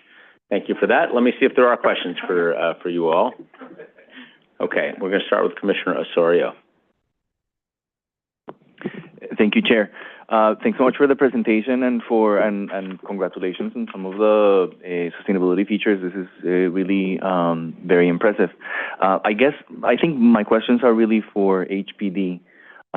First of all, thank you so much for the memo. I really appreciate responding to our questions. And again, it's exciting to see that it's possible to have a building of this scale to be passive, but also hearing the combination of different strategies, including geothermal, is just, it should be the norm. So I appreciate the work to not just do this here, but this is one of many HPD proposals where we see the city investing in the highest level of sustainable measurements. Having said that, I have a couple questions. So I was wondering if you can say more about, also another important thing that I wanted to highlight. It's really interesting to hear that you're underwriting 75 to 80% of the projected energy cost savings. That's huge, and I want to understand sort of in addition to just reducing the city subsidy, how can we maximize the public benefit on that? You, in your response, explain that that's being used to reduce or to offset energy costs in common areas, which is great. But I'm wondering if you think that it's possible to apply those savings to increasing the subsidies for the housing part. Yeah, so I think, as mentioned in the, a little bit in the memo, but HPD obviously, has constraints in its capital resources at this time. And, with the, incorporating those savings into the maintenance and operations allows HPD to use subsidy for other projects, since there's a lot of seniors waiting on waiting lists, across the city. And so by reducing the subsidy used in this project, it can be stretched across other projects. In the case for this project, because the project will be receiving NYCHA Section 8 vouchers, there will be no cost reductions or increases to tenants, since their rents will be covered by the voucher system. But, I think on a case-by-case basis, HPD evaluates whether those energy savings could be passed on as rent reductions, but in this case, it technically doesn't really apply in this case. Yes, that's my question, and I encourage you to think about whether that could actually happen in the building, because it would be fair, to expect that, people use less energy or live in a building that is performing better toward their own kind of like housing costs. The other question is, so I see in your response that you're not considering, or you decided not to have storage because of costs, and I was wondering kind of like why not? I mean, again, it sounds like this is an opportunity to incorporate that. It sounds like this is possible here. So help me understand a little bit why not. So we agree with you that that's the future. We don't want that gas pipe welded 600 feet all the way to the roof. We rather have a storage. The studies that our Director of Sustainability has done for almost a decade now, the technology is not right there. These batteries are very heavy and they take a lot of space. So we will have to upgrade our superstructure, especially having these big mats at the roof. The other challenge with that is cost. Estimations are about $1 million for this battery for a building this size. Having said that, also for resiliency, the generator has been upsized. That was a decision by the developers to upsize. So in case of a major event, we will have cover community center with power. So having all those additional features in addition to the code mandated emergency power will make this battery storage sizable. So it's more about cost. There's also a little bit of regulation by FDNY. It's very strict because this is a highly combustible potential issue at 300 feet above the street. That's basically it, but the research has been done. What we have done in some of our buildings and Carmen as well is you try to leave space. But as you mentioned, the geothermal in a small footprint like this brings a lot of equipment to the roof. So it's a space challenge in a small footprint like ours. No, thank you. I appreciate your response, and I agree with most of what you said. I think that the City of Yes really did clarify that we can do this. This is not the risk of associated with this is actually something we can manage. But my question is really back to HPD because you've done your part. I just think that we need to figure out how to make this affordable because in response to the provisions that are being made here, we need to maximize the public benefit. Such an important investment, and so what's next? One, I think passive house could be net zero, and so I would love to understand, what are the challenges and the real challenges so that we can brainstorm together on that. Not now, but that's one question.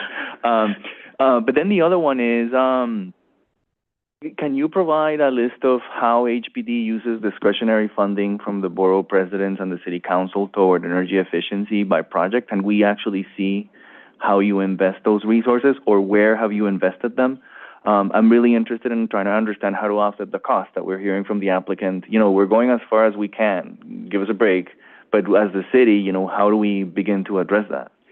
That's a really good question. I will just say as far as process, when projects are applying for the RESO-A funding from the borough president and from the council member, we do actually rely on our development partners to do that application just because of city constraints. So doing so might take a minute.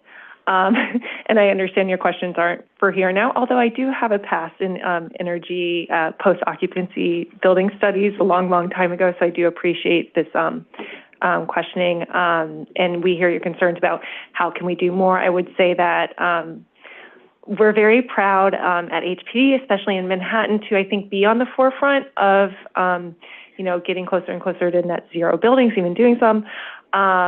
So we're definitely trying our best. I think James mentioned in his response that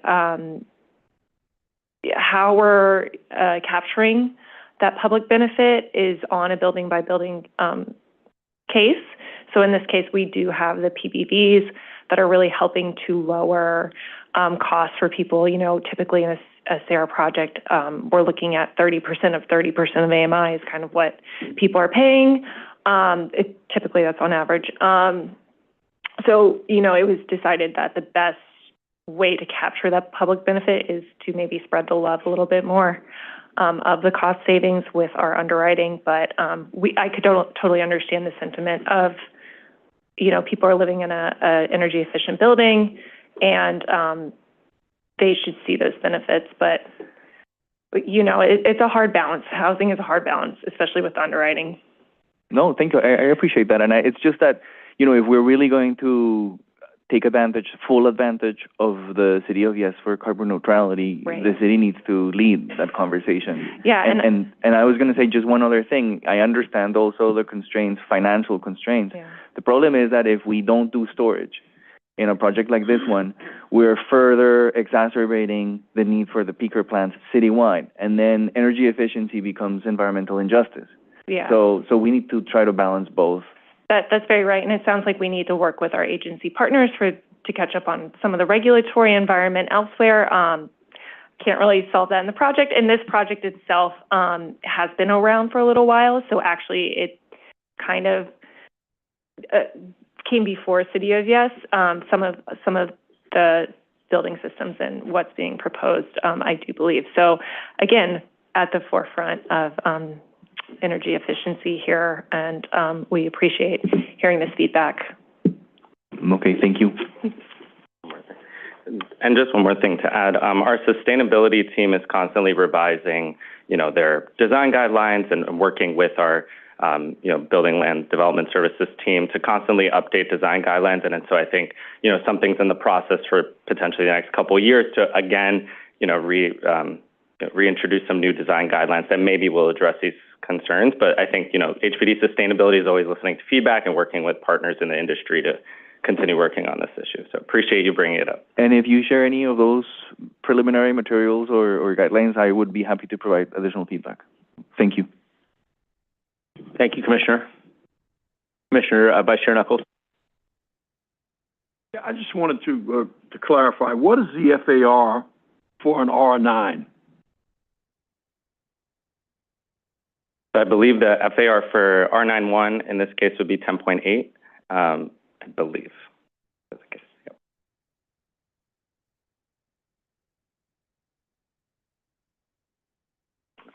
I have that here. Okay, thank you. Thanks, Mr. Vice Chairman. Okay. All right. Thank you very much. We don't have further questions for you all at this moment, but we're glad you're here. Thank you for the presentation. Thank you. Okay. I also am going to do a quick and final call for members of the public on calendars 21, 22, 23, 24, Carmen Villegas Apartments. Seeing nobody else, we'll close the hearing on calendar 21 to 24. Madam Secretary, let's move on to the next item on our agenda. For Manhattan, calendar numbers 25 and 26, Midtown South Mixed Use Plan, MSMX, CDs 4 and 5, calendar number 25, C250185ZMM, calendar number 26, N250186ZRM, public hearing in the matter of applications for zoning map and zoning text amendments concerning the Midtown South Mixed Use Plan. Notice, a public hearing is being held by the City Planning Commission in conjunction with the above actions to receive comments related to the draft environmental impact statement. This hearing is being held pursuant to the State Environmental Quality Review Act and the City Environmental Quality Review. Great. Thank you very much. And would you like to introduce the gentleman at the podium, or should we have him do it himself? All right, Ezra, why don't you introduce yourself and kick us off? All right. Good morning, Commissioners. I'm Ezra Moser. I'm the team leader for the Manhattan Central Business Districts, and I'm one of the project leads for MSMX. And we'd like to just give a quick presentation here on the Midtown South Mixed Use Plan in order to table set for today's public hearing. As you're aware, this project was certified by the Commission on January 21st, 2025, and was presented 2 days ago at Monday's review session for pre-hearing review. For today's presentation, we're going to briefly reintroduce the study area and provide a very basic overview of the proposed zoning. We are looking forward to the public's participation this morning and possibly into the afternoon. So the MSMX plan is all about laying the groundwork for a dynamic, vibrant neighborhood where housing can thrive alongside a strong economy and a high-quality public realm. It's about making Midtown South a place where living, working, and creating come together seamlessly. We want to foster a 24/7 mixed-use neighborhood through the introduction of high-density residential zoning districts, along with income-restricted housing via MIH. And we also want to balance housing with economic activity by supporting the diverse mix of businesses that already call this area home. Our third key goal is to improve the overall quality of life, enhance street activity, and establish more inviting public spaces where people can gather, relax, and enjoy the neighborhood day or night. So to facilitate all this, the MSMX plan is seeking two actions. One, a zoning map amendment, and two, a zoning text amendment, the latter of which would create a new special zoning district. The proposed zoning map amendments would utilize several new zoning districts created by the two most recent City of Yes initiatives, zoning for economic opportunity and zoning for housing opportunity. The proposal would map high-density mixed-use districts by pairing new M1-8A and M1-9A commercial manufacturing districts with new R11 and R12 residential districts. This is the first time these districts will be mapped in the city, and we think Midtown South is the perfect place to lead the way. The text amendment would create the new special Midtown South mixed-use district, which would include urban design regulations as well as incentives for transit and public realm improvements. The text amendment would also apply MIH to all new residential developments and conversions in the study area. Taken together, these actions would result in a dynamic 24/7 mixed-use Midtown South with projected 9,700 new homes, up to 2,900 of which would be permanently income restricted through MIH, as well as accommodating the full suite of commercial and light manufacturing uses that already call Midtown South home. So here's an aerial view of the MSMX plan area outlined in yellow. The plan area comprises 4 separate areas that are generally bounded by 40th Street to the north and 23rd Street to the south between 5th Avenue and 8th Avenues. Each area here is denoted by its ordinal direction. So the northwest area is north of Penn Station and south of Times Square. The northeast area, moving clockwise, lies just south of Bryant Park. The southeast area extends from the Empire State Building towards Madison Square Park, and then finally the southwest area is just south of MSG and Penn Station. As you can see, the plan area has incredible access to transit with multiple subway lines and Penn Station and Port Authority just steps away, some of which are highlighted here on the map. So these areas are centrally located in Midtown South with exceptional access to jobs and amenities. And the common thread that ties these 4 areas together is that they have decades-old manufacturing zoning that does not allow housing, despite being surrounded by mixed-use neighborhoods that do. So the plan area covers about 42 blocks across 4 distinct sections of Midtown South, which are outlined in plan view here on the map. So the southeast area is also partly covered by the Madison Square North and Ladies Mile historic districts, which are faintly visible in light purple on the map, and LPC still retains purview over the historic districts, including discretionary review of applications within them. And then right in the center, tying all 4 quadrants together, are Harold and Greeley Squares, which provide transit access and open space on the Midtown South doorstep. The southeast, the northeast, and the northwest areas are currently zoned M16 in their entirety, as is the majority of the southwest area, although a small 2-block portion of the southwest is actually zoned M16D following a 2011 rezoning that allowed for the limited introduction of residential use. Okay, so we'll just briefly go over the proposal, which we believe goes a long way towards achieving the planning priorities that we outlined earlier. So again, the 2 proposed actions are a zoning map amendment and a zoning text amendment. The zoning map amendment will rezone all of the M1 districts in the MSMX plan area to paired mixed-use commercial manufacturing and residential districts. And then on top of that, the zoning map amendment would establish the new special Midtown South mixed-use district, which would have, as you can see here, the abbreviation on the zoning maps of MSX. So the second action, the zoning text amendment, would map MIH across the entirety of the plan area, and we'd like to note this would be the first MIH districts to be zoned in central high-density Manhattan. The text amendment would also establish bespoke special district regulations for the new special MSX district, including bulk requirements to enhance and reinforce the plan area's loft character. So additionally, the special district regulations would include use flexibility that addresses the mixed-use character of the neighborhood, as well as incentives for public realm improvements. So again, we're proposing high-density mixed-use districts with MIH that would use the new zoning districts created by City of Yes. We're excited to use these new districts to create MIH areas that would deliver permanently income-restricted housing. So the new districts would come in three pairings, M19A R12, M18A R12, and M18A R11. M19A R12 would have a maximum FAR of 18.0 for residential and 15.0 for non-residential uses. M18A R12 would have a maximum of 18.0 for residential and 12.0 for non-residential. And then M18A R11 would have a maximum of 15.0 FAR for residential and 12.0 for non-residential. Each of these districts would become part of the new special MSX district, which would allow us to shape building form and incentivize public realm improvements. So for us, celebrating the existing built character of the neighborhood and enhancing the pedestrian experience was very important. The existing context was especially important in shaping how a development would meet the street. So as illustrated in this pedestrian view on the right, we're proposing bulk and urban design rules to reinforce the area's built character with strong street walls and just enough flexibility to match the surrounding context and allow for architectural expression. These regulations would apply to the entirety of the plan area that you see here on the slide. We have minimum and maximum base heights of 6 to 15 stories, but we're also allowing buildings to flexibly match neighboring buildings' base heights if they're higher. We have, in terms of street wall regulations, we have 100% of the ground floor street wall being required to be at or within 8 feet of the street line.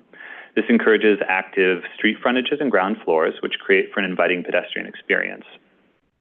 Above the first floor, 70% of the building would need to be at or within 8 feet of the street line. This allows for architectural expression, facade articulation, and flexibility within a consistent and contextual street wall. So let's take a real quick view at what types of buildings would result from the pairing of these high-density mixed-use districts, and along with the proposed bulk regulations. This is a view of the northeast area looking south from Bryant Park.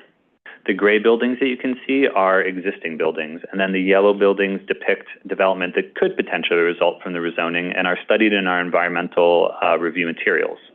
So this is what 18 FAR mixed residential buildings would look like in context here. The existing landscape is varied with older loft buildings and newer towers, mainly in the form of hotel development from the past 15 years. You can see some of them prominently here. MSMX would allow for high-density developments, but maintains consistent street walls with its surroundings, and we feel this is in line with the extremely dense urban fabric of this area. So just to quickly run through some of the other regulations that we're proposing as part of the special district. The plan proposes a floor area exemption for public school floor space if new development elects to provide one on site. It would allow for a 20% bonus, floor area bonus for the provision of a covered pedestrian space, which is a POPs typology that allows for an expanded public realm that can be incorporated within a building's footprint. The covered pedestrian space bonus does already exist in other parts of Midtown and has produced many high-quality public spaces. The plan would encourage improvements to transit infrastructure by extending the existing transit bonus's applicability to all MSMX sites within 1,500 feet of transit stations, which is up from the 500 feet today. It would also permit retail uses to go above the existing 10,000 square foot limit. It would allow for adjustments to the minimum distance between buildings and split lot regulations for lots with landmarks, which would provide additional flexibility and better facilitate the delivery of housing on these comparatively challenged sites. Flashing and illuminated signage would be restricted on side streets in order to create a welcoming environment for new housing. And then we're mapping side streets within our plan area as Tier B streets, and then wide streets as Tier C streets. These were introduced in zoning for economic opportunity and govern ground floor use requirements, lobby sizes, glazing, location of parking and loading berths, and similar regulations that help to create a more lively public realm. Lastly, we're making small, we're making small adjustments to the boundaries of the Special Midtown District, Hudson Yards, and Special Garment Center District in order to map our new Special Midtown South Mixed Use District. We're excited about the fact that the entirety of the special district will be mapped with mandatory inclusionary housing. As I noted, this is the first application of MIH in Midtown and its first application in high-density Manhattan. The proposal would map options 1, 2, and 3 throughout the special district. Option 3 was formerly known as deep affordability and was actually made a standalone option as part of City of Yes for Housing Opportunity. All 3 options would apply to both new construction and conversions. Many existing buildings are suitable candidates for full or partial conversion to residential use, and this would support adaptive reuse of the loft-style fabric in light of recent decreases in demand for office space. By applying MIH, the proposal could generate, again, up to 2,900 permanently income-restricted units in Midtown South. So, in summary, DCP is excited to put forward the Midtown South Mixed-Use Plan, which will contain 2 major land use actions. First, we're proposing a zoning map amendment that would change the plan areas M16 and M16D zoning districts to paired, high-density mixed-use districts that would support a dynamic mix of housing, commercial, and manufacturing community facility uses. These pairings would capitalize on the successes of City of Yes to put forward high densities where they're most appropriate, near some of the most well-connected, transit-rich areas in the nation. The zoning map amendment would also allow us to map the new Special Midtown South Mixed-Use District, again, abbreviated as MSX, across the entire plan area. The second land use action is a zoning text amendment to create bespoke contextual zoning rules for this new special district that ensure development remains attuned to its surroundings while maximizing housing production. The text amendment would also allow us to designate MIH districts with options 1, 2, and 3 across the entire of the plan area, as we just noted on the previous slide. And again, the proposed actions would result in approximately 10,000 new homes, of which 2,900 would be permanently income restricted. Great, thank you. We hope this presentation has been informative, and we look forward to hearing from the members of the public. Great, thanks, Ezra. We're going to move to them now. Yep, great, thank you. We're going to start with Andrea Goldwyn from the New York Landmarks Conservancy, followed by Jim Wright, both on Zoom.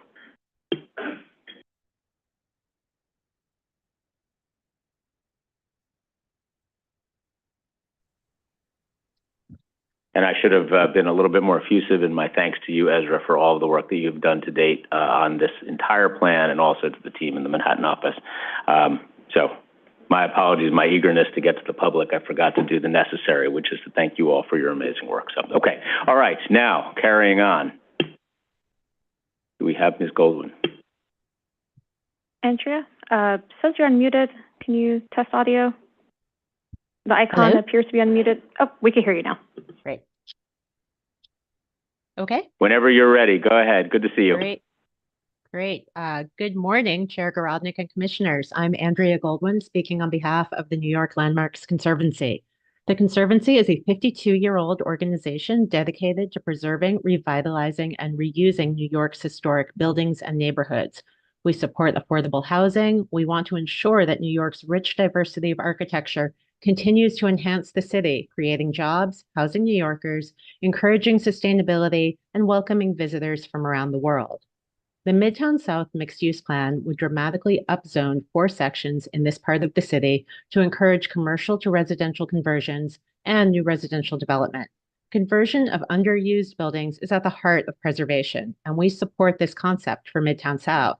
But in practice, we're concerned that the blanket upzoning will encourage new construction and the demolition of the historic buildings that contribute so much to this community. The Madison Square North and Ladies Mile historic districts overlap with the Southeast Quadrant. These historic districts have been remarkably successful, creating housing and fostering commercial and retail uses. They've become destinations for New Yorkers and visitors. The upzoning could put development pressure on sites within the historic district and pressure LPC to approve out-of-scale new buildings. The northwest section contains the Garment Center Historic District, listed on the National Register of Historic Places. Reuse of these buildings creates economic opportunities and is a sustainable practice. We're concerned that the rezoning will fast forward their demolition. We also question the impact on individual landmarks throughout the 4 quadrants. The recently approved City of Yes rezoning expanded the ability for those landmarks to sell their unused development rights, but this plan could extinguish those opportunities since development rights for all sites would increase. We urge the Commission to ask for changes that tailor the plan for each section of Midtown South, perhaps reducing FAR in some sections or excluding historic districts to prioritize reuse of existing historic buildings, encourage sustainable development, and still support the city's goals of increasing housing. Thank you for the opportunity to express the Conservancy's views. Great, thank you. Thank you for being with us. Okay, Jim Wright is next.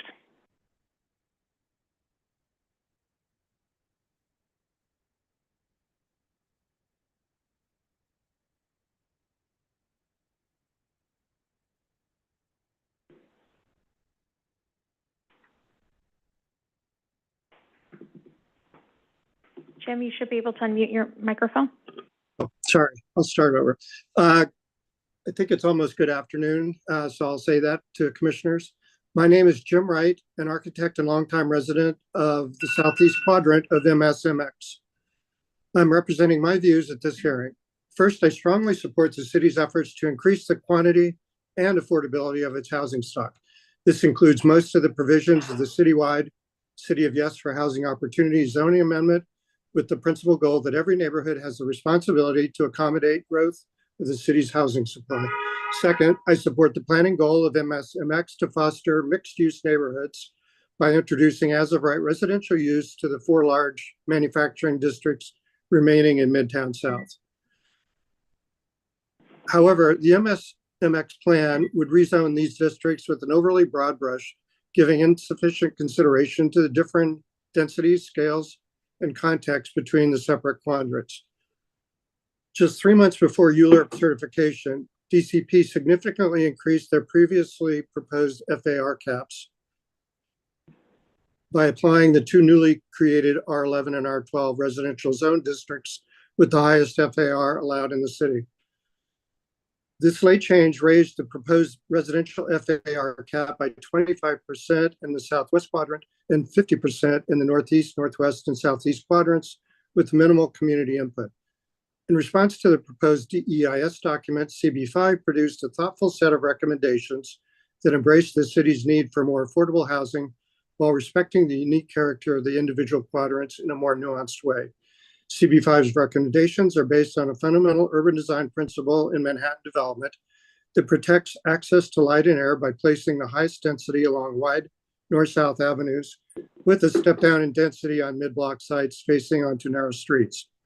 The recommendations would introduce the R11 FAR 15 zoning designation to the mid-block areas of the northwest and southeast quadrants with no changes to DCP's proposed FAR caps in the northeast and south quadrants, nor corridors along the avenues within MSMX.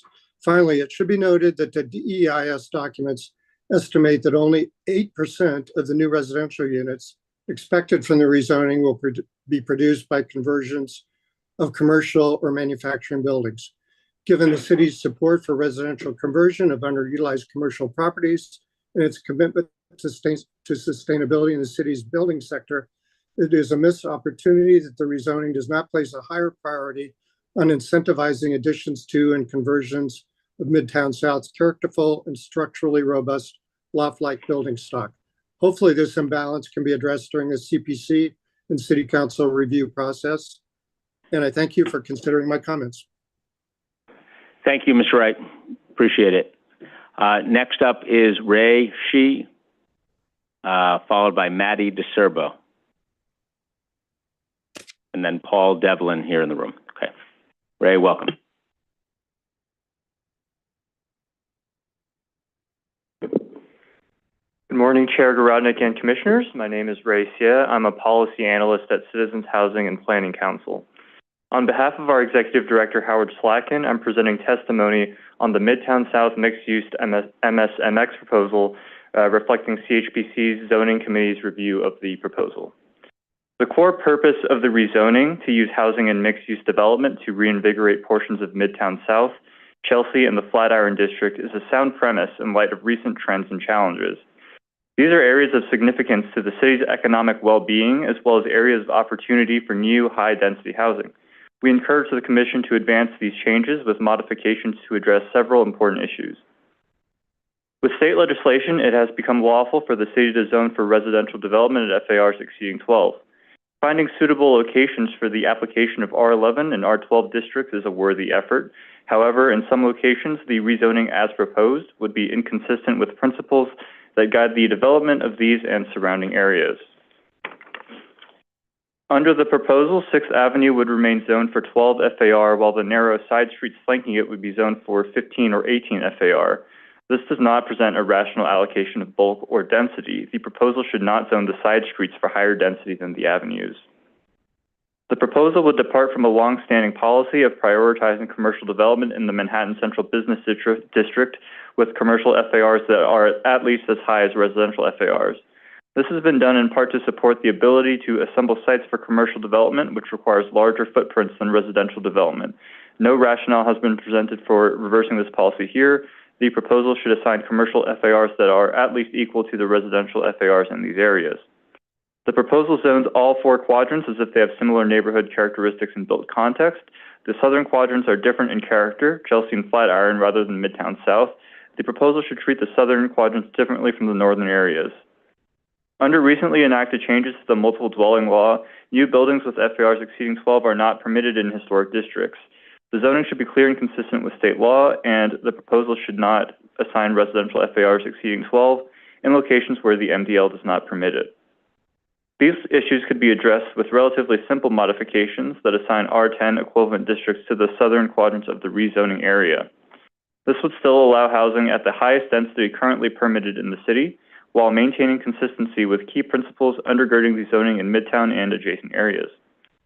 We ask that the Commission make these changes so that new residential zoning districts are deployed in a way that continues to support the vitality of the city's central business district. Thank you for the opportunity to testify today. Great, thank you. Okay, before you go anywhere, Commissioner Benjamin has a question for you. Yeah, in speaking about the southern districts then, would you want the bonuses for transit, arcades, pops to be eliminated also with the 20% bonus, even if we were able to reduce it to the 10? I can't answer that question myself right now, but I'm happy to address that in our extended testimony that we could submit in written form. And have you calculated the unit loss for doing that, to change that from an R12 to an R10 in the southern districts? That's something I can address in the I think we should. Okay, thank you. Thanks. Okay, next up, Maddie DeCerbo on Zoom, followed by Paul Devlin.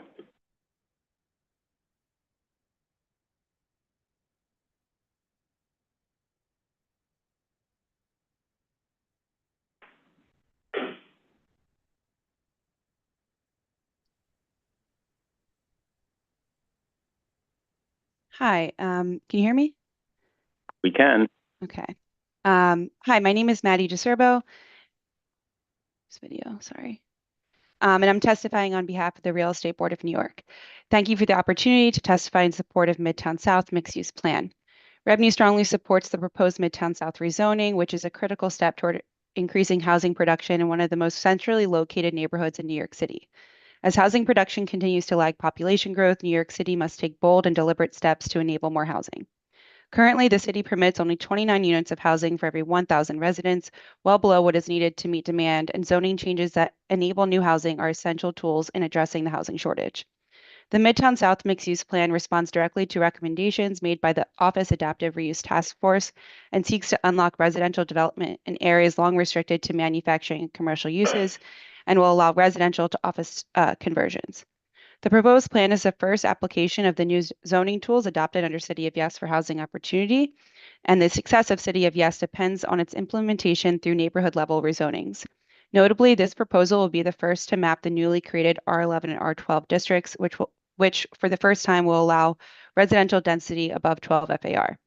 This opportunity will be a catalyst for substantial housing creation, and any reduction in the proposed density will significantly impact the estimated housing projections and stymie housing growth. Presently, 2 tax incentives could be utilized in coordination with the proposed zoning changes and MIH. First, the Office to Residential Tax Incentive 467M requires 25% of the building to be permanently affordable at an average income band of 80% AMI, with the requirement for a 40% AMI band. This tax incentive was carefully calibrated given the complexities and costs involved in conversions. The tax incentive for new residential rental construction, 45X, also imposes a 25% permanent affordability share for households averaging at 60% AMI. This tax benefit also requires significant upfront costs related to construction labor standards. Limiting MIH options to lower the AMI average would make these programs financially infeasible and stifle housing production. Therefore, all MIH options should remain in this proposal to ensure the zoning will work with the tax tools available. Additionally, flexibility is necessary given the volatility in the marketplace with inflation, high interest rates, and tariffs. Importantly, the plan also advances tools to reinforce the public realm, including the facilitation of transfer development rights and the encouragement of privately owned public spaces, which together can support both preservation and new development. However, REBNY believes the plan can go further to allow greater flexibility in certain areas. The district boundaries result in split lots where one portion is subject to MIH and the other to UAP. In these cases, it is critical that affordable units, regardless of program, be permitted anywhere in the zoning lot, and the City Planning Commission should make this clear in the report. This proposal reflects a thoughtful and comprehensive approach that supports the city's housing goals, encourages conversions, and responds to the nature of work patterns by creating mixed-use neighborhood. REBNY commends the Department of City Planning for this effort and recommends the City Planning Commission adopt the Midtown South Mixed-Use Plan. Thank you. Great, thank you for that. Okay, my computer has crashed, but I've already called you, Mr. Devlin. Go right ahead, and we'll keep going as we can. Thank you for your time. Technically, good afternoon. Good afternoon. Good afternoon. I'm Paul Devlin, the co-chair of the Hell's Kitchen Land Use Committee of Manhattan's Community Board 4. It's interesting to be standing here with a deny and less position because at the beginning of this process, Community Board 4 recognized the need to adopt new zoning regulations to permit residential uses on these proposed blocks. At that time, the overbuilt status of the buildings throughout the Garment Center district would have allowed for the creation of thousands of new housing units. We agree there is room for building the higher density housing on these blocks without harming the character of the built environment. However, in the time that it has taken to move through this process, changes in residential FAR and passage of City of Yes housing opportunity, plus this proposal's inclusion of multiple bonuses, the potential built environment under these proposed zoning changes no longer plan to build a livable, vibrant neighborhood. We urge you to closely evaluate the unintended consequences of this current iteration of the zoning changes that will have on our community. During our hearings, we were asked, what is it that we're trying to protect? It is the livability factor that we are trying to protect. That includes light and air to the sidewalks that can accommodate both residents and workers in this dense neighborhood. To that end, we include some very specific requests that we think might help address these concerns. We have consistently requested, ever since the removal of the residential cap, or the 12 FAR cap, that special permits be required for any residential building over 12 FAR. A special permit, much like the hotel special permit process, would ensure that neighborhood protections would be enshrined in any new developments. We ask for protections against demolition in favor of more and faster conversions to residential use, restoration, and adaptive reuse. The proposed plan, through the introduction of residential FARs of 15 and 18, incentivizes larger, denser development than currently built. We ask you to strengthen the street wall requirements and eliminate any recessed walls from the sidewalk, including the proposed 8-foot setback. We ask that you restrict lot mergers to ensure that resulting construction does not result in out-of-context buildings to create a billionaire's row type of pencil towers. But the greatest impact we see is in the combination of these various bonuses. With affordable housing bonuses, transit bonuses, and open space bonuses, the FAR for new builds could attain 21.6 FAR. This density of housing hasn't proven to be sustainable, nor has it shown a way to build community and true neighborhoods. We urge the removal of the combination of bonuses, which allows overbuilding of our neighborhood. We've taken an official deny with conditions position in the hope that our recommendations will be included in the changes so that we can all work together to move forward in building a sustainable and dynamic mixed-use neighborhood. Thank you. Thank you, Mr. Devlin. Appreciate it. Thank you. Okay, Rachel Schultz is up next on Zoom, followed by Brian Weber here in the room.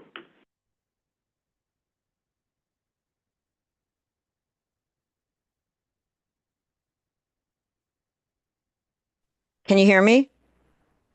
You can. Oh, there. Okay. Hi.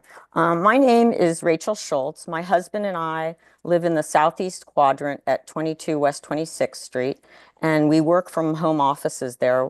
We chose this neighborhood because of its unique character, charm, and livability. And like Andrea Goldwyn talked about, the historic nature of it. We are supportive of more housing and more affordable housing, but we urge you to consider the specific concerns raised by the CB5 and the Business Improvement District Board. The southeast quadrant is not like the others. It includes several historic districts, smaller mid-block buildings, and former commercial buildings already converted to residential spaces that require thoughtful, tailored zoning. A blanket approach treats this distinctive area as if it's interchangeable with the rest of the district, and that simply doesn't work. The proposed rezoning would allow for large-scale assemblages and transfers of floor area, potentially leading to very tall buildings out of scale with the existing fabric. The proposed FAR of 1218 will lead to oversized developments that could block light and air, especially to mid-block residential buildings like ours, and the environmental impacts haven't been fully studied. As of now, the current FAR for the southeast quadrant is 1012 for commercial. We ask that the Commission keeps the FAR for commercial as it is, but add residential to 1210 as well in the southeast quadrant to reflect these concerns. We also ask the Commission to consider the approved setbacks to take into account that already converted commercial spaces like our building are already built right to the property line. This is a rare and special part of the city, and its zoning should respect its history, scale, and the people who already live here. Thank you so much. Thank you. All right, Brian Weber, who I see approaching the podium, to be followed by Joe Rose. Thank you, Dan. Thank you, Commissioners. My name is Brian Weber. Among other things, I sit as a member of Community Board 4 as a public member of the Land Use Committee. I am the president of the Midtown South Precinct Community Council, and I'm also on the Garment District Board. I'm not here to speak on behalf of those organizations today. I'm here to speak as a resident who lives in the northwest quadrant of the proposed plan.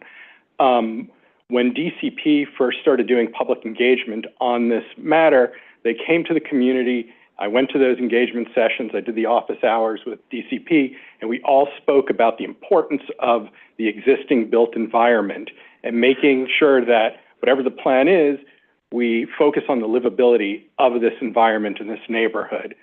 At the time, the state had yet to move FAR to 8, to release the caps on the FAR, and DCP assured us that all the buildings were overbuilt and that we would be looking at the conversion of existing buildings with the increase of several 5-story, 6-story buildings scattered throughout the neighborhood. A palatable solution. Dan asked a previous speaker about how many units would be lost if we reduced the FAR. What I would say is, when this was originally proposed, DCP had proposed the creation of 3,500 units, which is a significant number of units, not the 9,000. And I don't think we should be looking to target maximum number of units, but we should be looking to maximize livability of this neighborhood.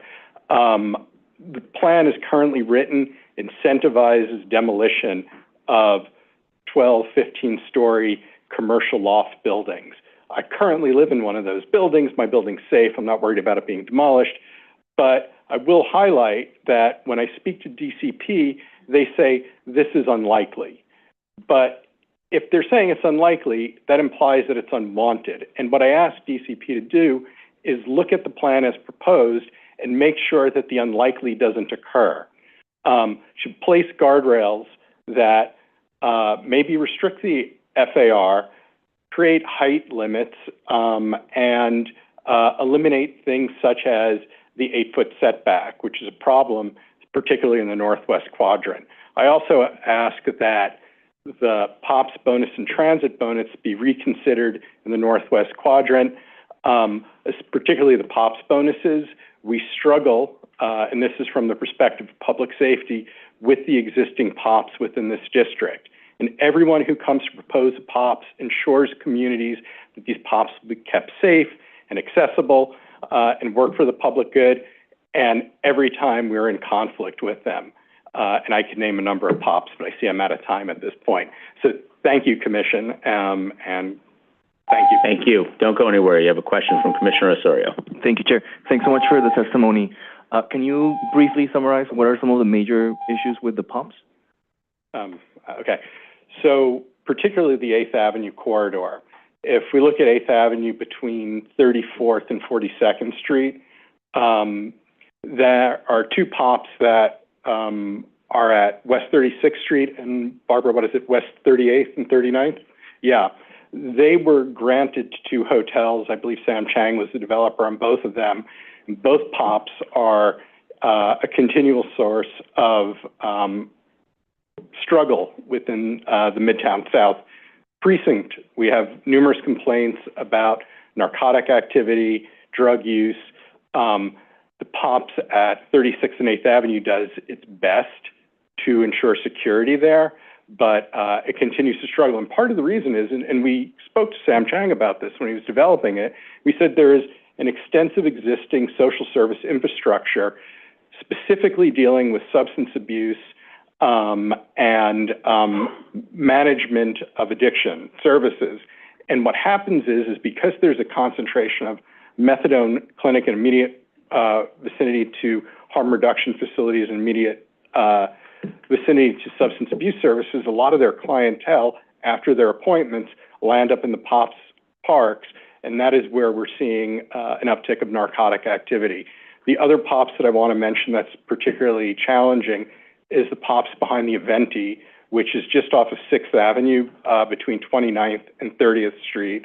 It was recently acquired by Blackstone, I believe, so there's been a change of management, but previous management has been trying for years to install gates so that at night they can limit access to the POPs Park because they too were dealing with chronic narcotic activity in the immediate vicinity. And on the map, it pointed out the bow tie at Herald Square and Greeley Square as positive public space, and it is, but it's a very small space when one considers what it is, and that we don't have the narcotic activity there as much. We do have a lot of unhoused individuals in that area, and the one stabbing that I've witnessed in my many years living in New York happened in Greeley Square, just walking down the street there. So those things can be taken into consideration. Thank you for that. Thank you. Thank you. Thanks, Commissioner. Okay. Next up, as noted, Joe Rose. Nice to have a former chair of the commission here before us, as always. Welcome. Good morning, or good afternoon, Mr. Chairman, members of the commission. Good to see you. There's a very short time, so I will rush and speak in bullets. Happy to answer any questions if you have them, and I'll also submit written testimony in detail. Lived and worked in this area for 40 years. I've been the community board chair. I've been involved in setting up the Business Improvement District and the Madison Square Park Conservancy and still serve in a variety of capacities. Everyone supports more housing, and yes, of course, the vestigial M zone south of Midtown Manhattan should be converted to mixed-use areas and be encouraged to continue emerging as thriving 24/7 diverse communities. That said, the plan as currently proposed does more harm than good, particularly with regard to the southeast quadrant, which would be overwhelmed with FAR. This is the nomad area. The core problem to this plan as it currently is constituted is that it treats all four very different areas the same. The essential point is that there's no shortage of available development FAR in the southeast quadrant as currently zoned. If you permitted residential use of a 10 to 12 FAR. No one ever identified in any of the input or any of the discussion an FAR shortage in that southeast quadrant.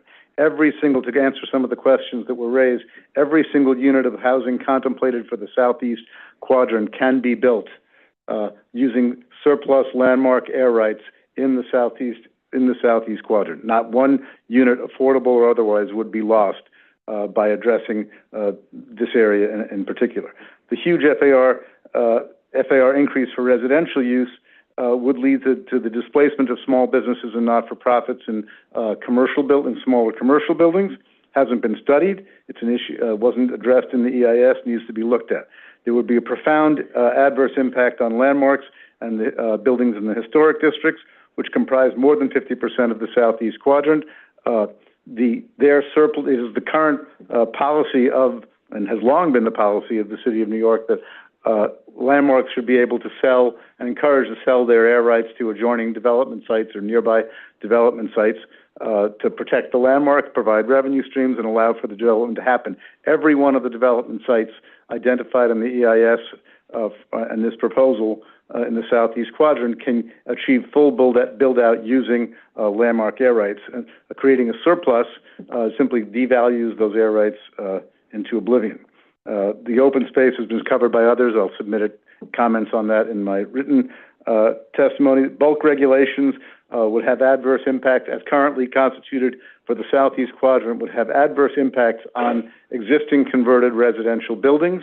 There's a way to do this. I would, for the southeast quadrant, again, I'm not speaking to the other three areas. The bulk regulations would have adverse impacts on existing residents and buildings in terms of light and air. There's no need to change it. I'll submit everything else in writing. Just one more point, if I can make particularly goes to my heart. In the proposal, in the northwest quadrant, the northernmost block on 40th Street, just east of 8th Avenue, is being proposed to be taken out of the special Midtown Theater District and put into this. That takes out a receiving site for theater development, for Broadway theater air rights that are part of the special Midtown District. There's no need, there's no reason to take that one block front out. So, again, I'll address all these issues in writing. Happy to answer any questions if you have them. But thank you for that. I gave you the former chair prerogative to go a little longer than the 3 minutes, but I thank you for that. Okay, good. Thank you, Joe. And on the points that you made, obviously, we will be looking at those closely, as with everything we have heard here, and we'll have the department report back as follow-up. So thank you. Let me go to Frampton Tolbert. Mr. Tolbert, welcome, to be followed by Barbara Blair, both here with us. Welcome. Good afternoon, Chair Grodnick and Planning Commissioners. I am Frampton Tolbert, Executive Director of the Historic Districts Council. We are the citywide advocate for New York's historic neighborhoods, representing more than 500 community-based partners. HDC has previously submitted 2 letters with partner community organizations, one with the New York Landmarks Conservancy and one with the New York Fashion Workforce Coalition. So I will briefly be reiterating our comments. First, HDC supports new housing in Midtown South, but believes that the current plan will increase demolition of existing historic buildings and further the erasure of garment district manufacturing jobs to be replaced by new market rate housing in new buildings. We oppose the creation of new, much higher residential FARs of 18 and 15 compared to a lower commercial FAR, which creates a strong incentive to demolish rather than reuse thousands of existing and historic buildings. Even overbuilt sites with the use of zoning lot mergers, POPs, and subway improvements will encourage developers to see every existing building as underbuilt and expendable.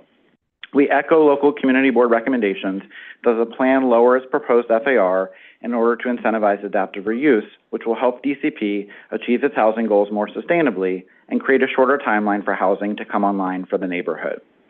Second, DCP should also lower the plan's FAR in order to support its own policies regarding landmark TDRs, which were just expanded under City of Yes.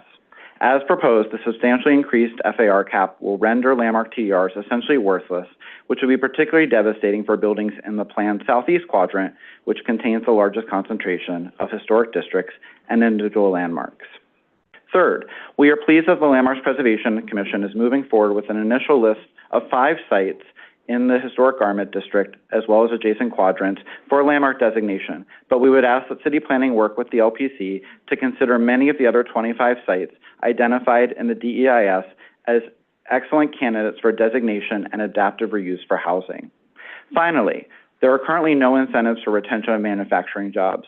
While DCP admits that within 10 years, this area has lost 60% of fashion manufacturing jobs, there is no plan to address this. We ask city planning and the mayoral administration to revisit the upkept promises from the 2018 support package for fashion production and include parts of that package in this proposed rezoning. Thank you. Great, thank you. Mr. Vice Chairman with a question.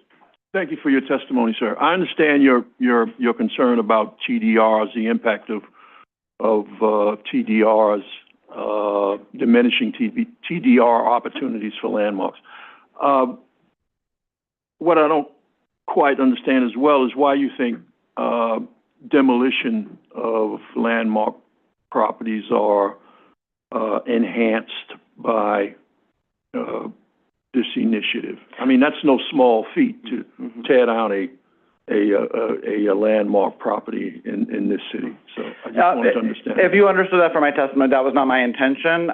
We see a lot of possibility for demolition of historic buildings, but undesignated buildings, a lot of the overbuilt loft buildings. But with landmark buildings, we see development pressure in terms of them not being able to sell their air rights, especially houses of worship and other nonprofits that have a lot of capital needs, and TDRs are one of the ways to improve those. But we're not saying that the Midtown South plan would exacerbate demolition of existing landmarks. Historic, not landmark, you said? Yes.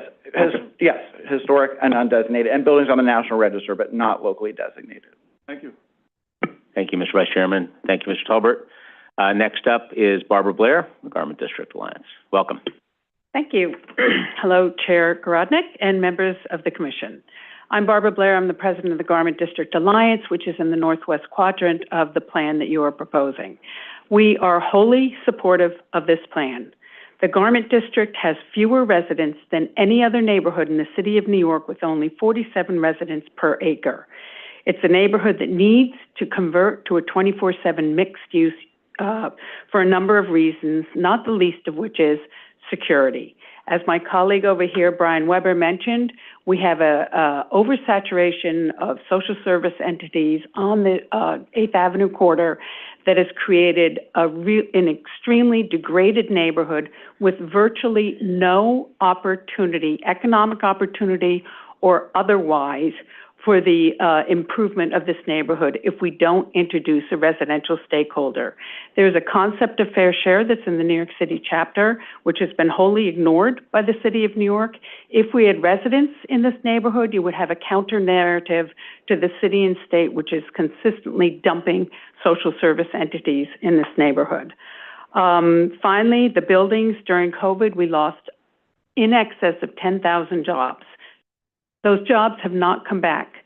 Buildings in the neighborhood are 25 to 35% empty in some cases, with virtually no new market available to it unless we create a new market, which would be, in this case, housing. Adding residents to the street of New York, of this neighborhood, would activate them 24/7 as they do in any other neighborhood, and hopefully having a new stakeholder group on those streets would diminish the deplorable conditions that we see on 7th and 8th Avenue right now. Thank you. Great, thank you. Okay, George Calderaro on Zoom, followed by Isabel Taub on Zoom, followed by Julie Chu in the room here. Thank you.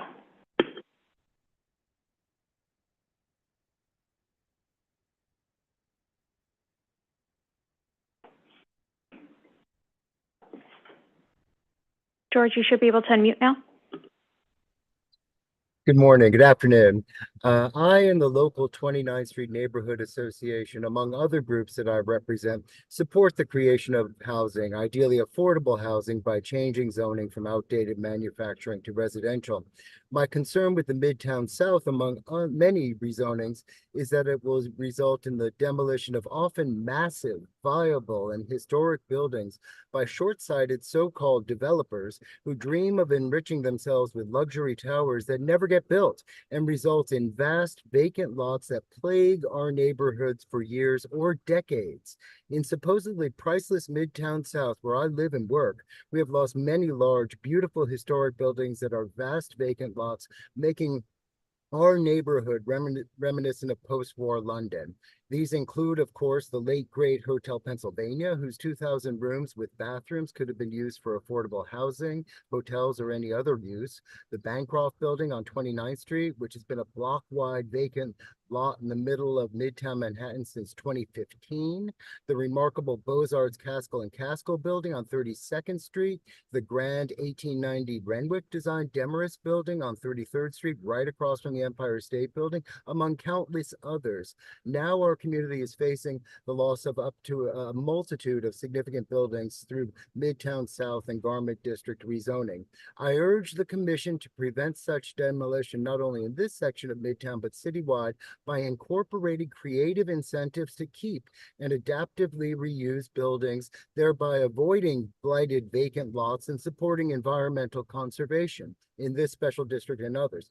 For example, by working to eliminate any benefits from demolishing buildings and penalties for doing so through tax dodging land banking, as exemplified by Steve Ross from Vornado Realty, who announced in a shareholders meeting that, quote, "This is not the right time for ground up development," while simultaneously demolishing the Hotel Pennsylvania, the largest hotel in the world when it was built in 1919 by leading architects McKim, Mead, and White, and which is now the largest blighted vacant lot in the neighborhood. I urge you to consider other means, for example, means testing before allowing the buildings department to demolish a building, and as the community board notes, protection against demolition rather than allowing developers to operate at free will. Thank you for your consideration. Thank you for that. Thank you for being with us, George. Okay. Isabel Taub on Zoom, followed by Julie Chu here in the room.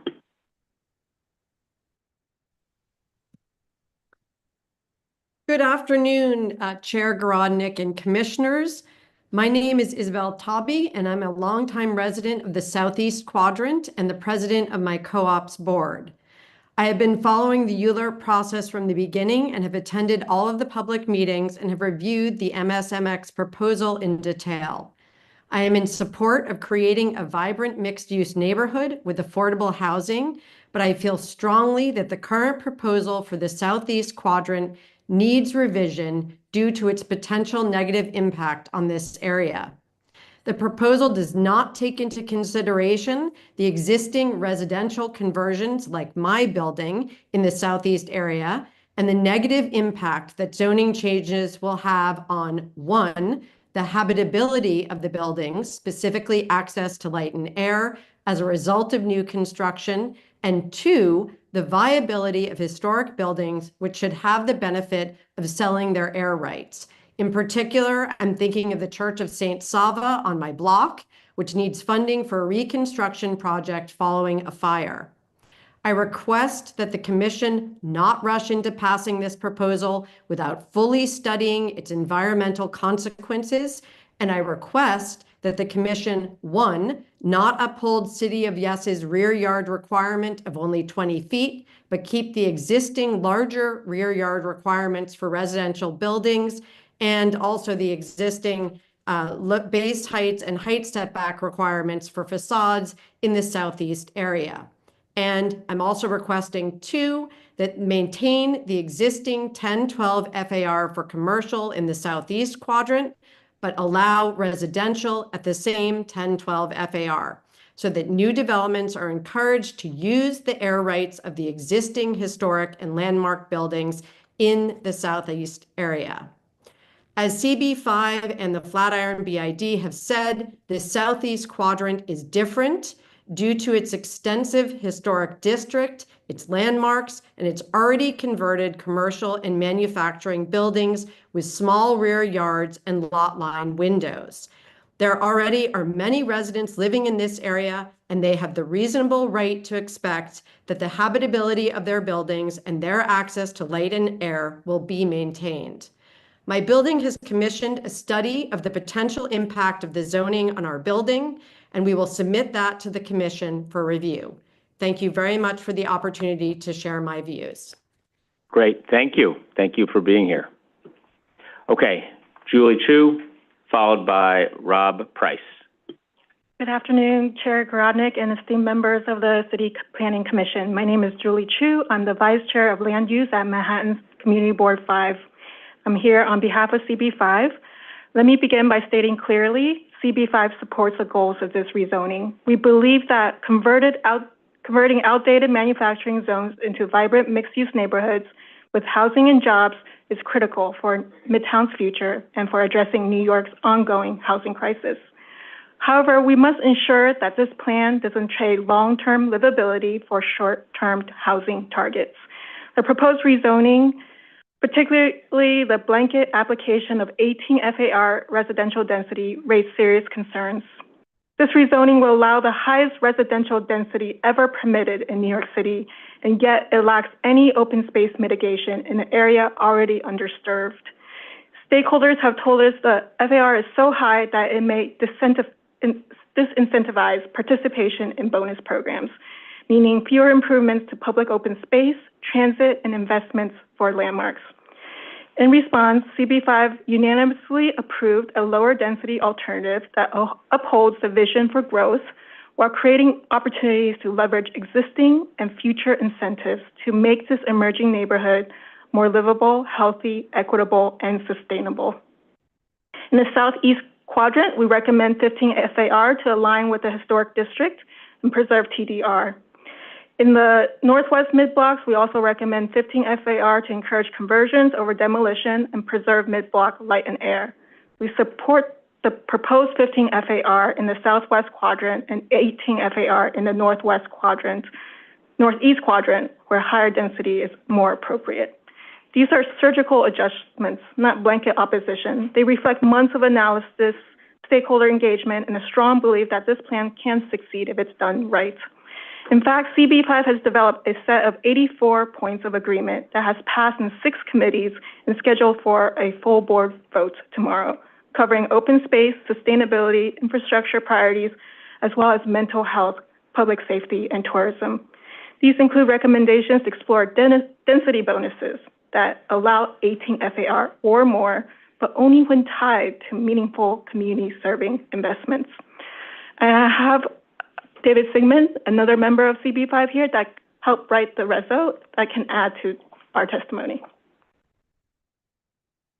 Thank you. You have 24 seconds. Go for it. Speak fast. I'm David Sigmund. I'm also member of Land Use and chair of the Transportation Committee, and I just wanted to focus on some of the issues that we'll be raising in the points of agreement. One of the largest is pedestrian crowding issues and the lack of open space. And so we'll be suggesting that the Broadway vision plan that DDC and DOT have rolled out from 38th to 40th. David, let me interrupt you for 1 second. Yep. You actually are signed up to testify. Yeah, I had you further down the list. Why don't you say what you were going to say, and let me give you your full time now, and then we'll take you off later, okay? Just in the interest of efficiency of this hearing. So go ahead. Thanks, Chair. So the recommendations we're making on pedestrian crowding include, as I said, the Broadway vision plan, which has been rolled out from 38th to 40th Streets, but we're suggesting that it apply throughout the MSMX zone as a source of both open space and for circulation. We're recommending permanent widening of the temporary sidewalk expansions on 7th and 8th Avenues, and looking at some more creative ideas like creating a 7th and a half Avenue or a 5th and a half Avenue in order to create a bridge between the Port Authority bus terminal and the Penn Station to the south. The public safety issue has been raised. We'll be discussing that. We're looking for protections for existing residential and small business tenants as this area transitions to its new identity. The School Construction Authority identified one site in particular, Site 40, in the southeast quadrant as the only one that would be appropriate for school development. And so we're looking for tools to protect that site for that use. The issue of emergency services was raised. And so we're talking about expansion of the Bellevue emergency room. And then landmark buildings were mentioned as well. All of this is in the service of creating a true 24-hour neighborhood in this industrial landscape. I also wanted to talk a little bit about some of the other factors that are outside of our control, particularly the relationship between 485X, which so far has only demonstrated a usefulness for projects less than 100 units, the impact of MIH on the value of the 467M conversion tax abatement. We haven't seen that yet. And the other complicating factor on 467M is that the abatement is scheduled to step down on July 1st, 2026, to a shorter benefit period. So between those two things, we think the benefit of 467M to promote conversions may disappear. And the other piece of this is the reduction in applications for new hotels that occurred with the passage of the special permit requirement. We've seen, I think, one in our district since that passed, but we think that hotels are a particularly good use in this location, given their the transit connections, the connections to both tourist destinations and to business districts. So all of these will require action on the part of our state representatives and city council members. Thank you very much. Thank you, Mr. Sigmund, and thank Community Board 5 for all of the time and attention you clearly put into this, so thank you. Okay, let me move to Rob Price, followed by Katie Sue Nichols. Mr. Price, welcome. Thank you, Chair. Thank you, Commissioners. My name's Rob Price. I'm a designer who has worked in the Garment District for over 15 years, and I'm here today as a member of the New York Fashion Workforce Development Coalition. I fully support the city's goal of creating more housing, but the current Midtown South mixed-use plan doesn't yet reflect the needs of the working fashion community that still thrives in this neighborhood. I rely on this district every day, not just for inspiration, but for the real infrastructure that allows me to work. I source trim from local vendors, fabrics from nearby suppliers, and collaborate with artisans, embroiderers, and craftspeople, all within walking distance. In fact, the atelier and sample room I work with is right inside my building on 36th Street. This kind of creativity and high-skilled proximity doesn't exist anywhere else in the country, and once it's gone, it cannot be rebuilt. This isn't nostalgia, it's an economic infrastructure that supports thousands of jobs, and without safeguards like FAR limits, funding for adaptive reuse, tax relief for fashion-related businesses, and a displacement fund for those affected, the current plan will displace more than it develops. We're not asking you to stop progress. We're asking you to protect the people who help make New York fashion the capital of the world and to relook at the 2018 promises. Thank you. Thank you very much. Okay, Katie Sue Nichols, welcome. Thank you. I'm so excited to be here. We're glad to have you here. I love being a part of the planning, so thank you for your ears. I brought a little of my glove factory with me. These are my custom gloves. Yay! My name is Katie Sue Nichols, and I'm the owner of Wing and West Gloves. We're the last glove artisan factory in New York City's Garment District. I'm a fourth-generation glove maker, continuing a legacy of American manufacturing in a neighborhood built for it. I'm here to express my non-support for this plan. While we support and I support housing, new housing, this plan as drafted puts my business and others like mine at risk of extinction. Wing and West cannot operate just anywhere. I run a glove factory with industrial equipment, including a 3-ton clicker press, and this machinery requires thick reinforced floors and large or open floor plans. So that's exactly the type of construction that exists in the Garment District's loft buildings, and these buildings weren't randomly chosen by all of us for it to be there and run our fashion businesses. They were designed for it. If these buildings are demolished or converted without thoughtful safeguards, the possibility for any maker businesses to survive here vanishes. You cannot rebuild this kind of infrastructure affordably or legally under today's codes. Once it's gone forever. If there is to be new development, I urge you to use FAR as the guardrails to curb speculative destruction and preserve our ability to operate. We need clear zoning that encourages adaptive reuse over demolition, prioritizes conversions of existing buildings, and explicitly allows for continued light manufacturing within those conversions. If you saw the Met Gala on red carpet a couple days ago, you likely saw gloves that were made by my team and me in the Garment District. Wing and Weft gloves contributed to that iconic night, but this is not unique to us. In fact, 80% of the looks that you saw on the red carpet at the Met Gala were produced in association with Garment District makers and artisans. Why? Because we're not just fast, we're not just the best, we're deeply embedded in the creative process, working side by side with designers and stylists who need excellence on impossible timelines. You can't outsource that. If the MS-MX plan pushes out the very craftspeople who make that magic happen, New York won't just lose jobs, it will lose its place at the center of global fashion. Just as LA saw its film industry hollowed out, New York City could watch its fashion legacy slip away. And don't be surprised if the next Met Gala takes place at the Louvre. This isn't just about my business. It's about the entire ecosystem of makers, artisans, and craftspeople who fuel New York's creative engine. We are the heartbeat behind the city's fashion identity, producing jobs, passing down hard-won skills, and generating real economic value from the ground up. Yet, despite our resilience, the city has not had our back.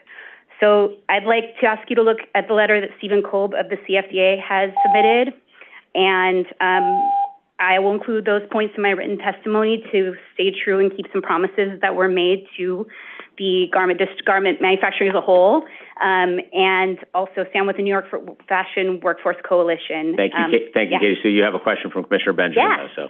Quick question as the hour gets late. Do you lease your space from an owner? And do you know if most of the businesses about which you're referring, do they lease space or do they own space? They lease, and we would all love to own. I mean, this is part of conversations that can go further, but we would love dedicated space that we can rely on and not have to move around. My business was started in 1973, and my predecessors have moved over 25 times around the city. I luckily have been in my space with a wonderful landlord since 2019. I'm lucky. I have a great landlord who sees the value in our work. Okay. Thank you. Thank you, Commissioner, and thank you, Katie Sue. We're glad you're here. Thank you. All right.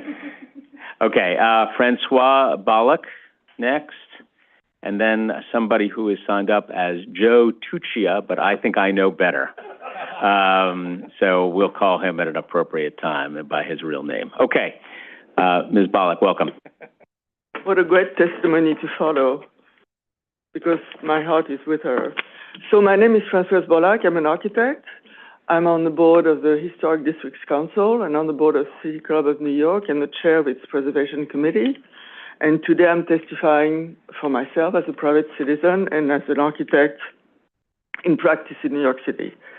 There are very few neighborhoods in New York City that have such a distinct sense of place as this area of Midtown and have such profound associations with the development of the gritty city that we love, Gotham City, a city of working people and individual entrepreneurs, this lady.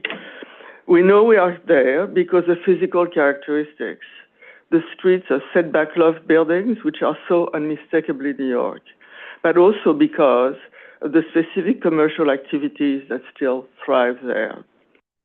The wholesale rezoning of this area to allow, or rather to promote, residential use will be the death knell of these buildings, but also the death knell of all the businesses which depend on these spaces and proximity to each other and their customers to operate.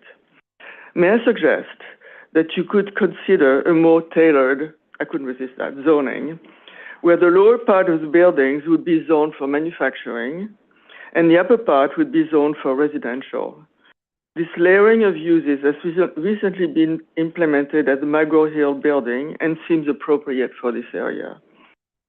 Then we could retain these businesses and the jobs they create and avoid environmentally negative building demolition with all the CO2 that pollutes the air and the loss of tons and tons of embodied carbon. Thank you very much. Thank you. Okay, now Joe Restuccia is here. Welcome. We'll fix your name in the record here. My name is Joe Restuccia. I'm representing Manhattan Community Board 4, co-chair of housing and member of land use. And again, I want to note that our board was totally in favor of MSMX as we went through the process, and now was flipped to say deny unless there are major changes. I want to note that the FARs for residential are not just going to be 15 or 18, it's up to 21.6 with the bonuses. So understand, it is a lift bigger than 15 or 18. I am known to play the long game. I testified in front of this commission in 1984 regarding Times Square redevelopment, which resulted in the 1987 creation of the Garment Center Special Zoning District. And I testified in favor of that. And I testified in 2018 about the changes. And Barbara Blair, my long-term colleague, has dragged me over the finish line to say that there should be residential use without the Garment District in these areas. And we agree with that. And I personally agree with that. However, this unfortunately has become, in the process, a bit of a bait and switch. We believe this was pushing adaptive reuse and having good high-density zoning, but not this excessive, very high-density zoning. The community board has asked for caps on by sub-area difference for height. We've done that very well in Hudson Yards, and it's worked. We believe that density can produce housing, not just height. The goal here, unfortunately, seems to be to create this billionaire's roll feel, and to say that there will be no demolition is not accurate. I've seen a 40-foot wide loft building, 22 stories, demolished on West 39th between 8th and 9th. I've seen a large commercial building on 6th Avenue demolished to create a 60-story glass tower. That is not an efficient use of our resources, nor production of housing in a fast manner. Adaptive reuse is going to get us the fastest way to go. Therefore, we really recommend that making some changes here to bring down the FARs is going to incentivize adaptive reuse first, because a lot of those buildings are overbuilt to begin with. I want to note that the city department said to us there will be no assemblages. It couldn't happen. I've already received offers for the corner of West 36th and 8th Avenue, 3 buildings for an assemblage for demolition. These are huge loft buildings. No, sorry, northeast corner of 36th and 8th. Also the street wall. The street wall in this district is so strong and so serious, and it is New York. It is like singing Rhapsody in Blue with these setbacks as you see this stuff. And when I made those comments during Hudson Yards rezoning, they respected a 250 height foot limit and said there would be setbacks. An 8-foot setback in the term of architectural expression means setbacks for there to be illegal activity, just like in the Pops Plaza. The idea of doing covered arcades in this location as a way to meet environmental requirements is crazy. We have a serious public safety issue. We are between Penn Station and Port Authority. It is a corridor for people who hang out, and the struggle since COVID has been how to manage this, and Barbara is dead right. To get residential presence here is going to make a huge difference, and we support it. But not supporting it at the expense of creating locations for illegal activity or breaking that street wall. Thank you very much. Thank you. Thank you very much. Okay, next up is Louise Lehert. I'm sorry if I'm doing damage to your name. It will be followed by Brendan Cheney and others. Hello, commissioners, participants. My name is Louisa Hurd, and I've been living at West 26th Street in the Southeast Quadrant for a long time. As parent of preteens, when we moved in, all the way to now as grandparent of preteens. We clearly welcome the overall objective of the MSMX plan, but the devil is in the details. And at recent community board hearings, we expressed concerns over the adverse environmental impact the plan's proposals could have on the Southeast Quadrant in particular, 50% of which is historic. We appreciated that the CB5 took some of our concerns into account. Still, the environmental impact of the MSMX proposals on existing residential buildings, such as mine, remains to be fully addressed. My building is 12-story high and was converted from commercial to residential in the late 70s. Its entrance is on 26th Street, with half of its units facing 26th Street. But the other half of its apartments is mid-block between 25th and 26th Streets and faces a parking lot which, as proposed by the MSMX plan, could be replaced by a 100-plus story high building, whether up to 15 FAR or 18 FAR, given possible mergers, air rights acquired from adjacent buildings, notably the landmarked St. Sava Church. Obviously, such massive new construction would have a highly deleterious effect on the light and air quality of our apartments directly facing it, with the rear yard separating the two buildings by a mere possibly 20 feet. In fact, the living conditions in any similar residential buildings would be seriously compromised. I therefore urge the CPC to allow for a deeper setback for our building and others that were built along the lot line, as they were initially built as commercial, then converted into residential buildings. There's approximately 5 feet between our building and the lot line. So for buildings like ours, we propose that the setback be increased to 30 feet on each side for a total of 60, which is what residential buildings used to have. That would enable buildings like ours to have the necessary environmentally adequate air and light that we need to live in apartments directly facing some huge high-rise. Thank you very much. Thank you. Okay, Brendan Cheney on Zoom is next, to be followed by Samir Lavinia.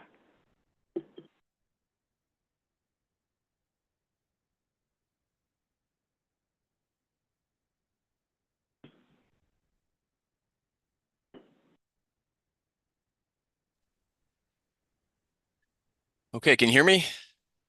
Yeah. All right. Good afternoon. My name is Brendan Cheney. I am the Director of Policy and Operations at the New York Housing Conference. We are a nonprofit affordable housing advocacy organization. Thank you for the opportunity to testify. As you know, New York City is facing a severe housing crisis. The city's vacancy rate is just 1.41% citywide, the lowest rate in 50 years. Over 850,000 households in the city are rent burdened. 500,000 of them are severely rent burdened, and there are over 120,000 people staying in city shelters. To address the crisis, we need to add more housing supply, especially more subsidized affordable housing, and we need to do it everywhere in the city. Our New York City Housing Tracker shows affordable housing production across the city, and the data shows we're not building housing equitably across the city. Our 2025 report, just issued last week, shows the same trend as our previous 3 reports. We're building in neighborhoods that have a higher share of Black and Latino residents and neighborhoods with lower incomes, while neighborhoods with higher incomes and higher shares of white residents are adding less new housing. Rezonings like the one in MSMX will add more housing, including more affordable housing, in a neighborhood that is very high costs and has seen little new affordable housing. The neighborhood of the rezoning has seen only, according to our analysis, only 300 new affordable units over the past 11 years, less than 30 new affordable units per year. To compare, other high-density neighborhoods produced 4,000 or more affordable units over that time. Several neighborhoods saw over 1,000 new affordable units just last year. Rezonings like MSMX are desperately needed. It will add affordable housing, particularly in a high-cost, predominantly white neighborhood with little affordable housing. It adds density, which will allow for an increase in housing supply in a neighborhood rich with transit and jobs. Thank you for the opportunity to testify. Great. Thank you, Brendan. We appreciate it. All right. Next up is Samir Lavinia on Zoom, followed by James Medham, I believe is here with us.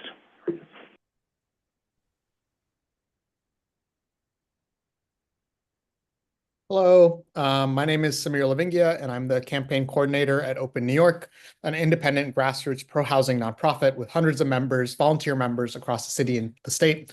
New York's housing affordability crisis is rooted in the fact that we simply do not build enough homes. Displacement, exclusion, tenant harassment, and homelessness are all exacerbated by our dire housing shortage. For far too long, many of the most well-resourced parts of the city have been essentially off limits to new homes, driving up rents and reinforcing long-standing patterns of segregation. This is most clear in the MSMX area, where some of the most transit-rich parts of this country are literally off limits right now to new homes due to the manufacturing zoning. Midtown South has incredibly outdated zoning that does not match the buildings that are here or the needs for the neighborhood. The manufacturing zoning does not permit housing and was planned decades ago when manufacturing was much more common in Manhattan.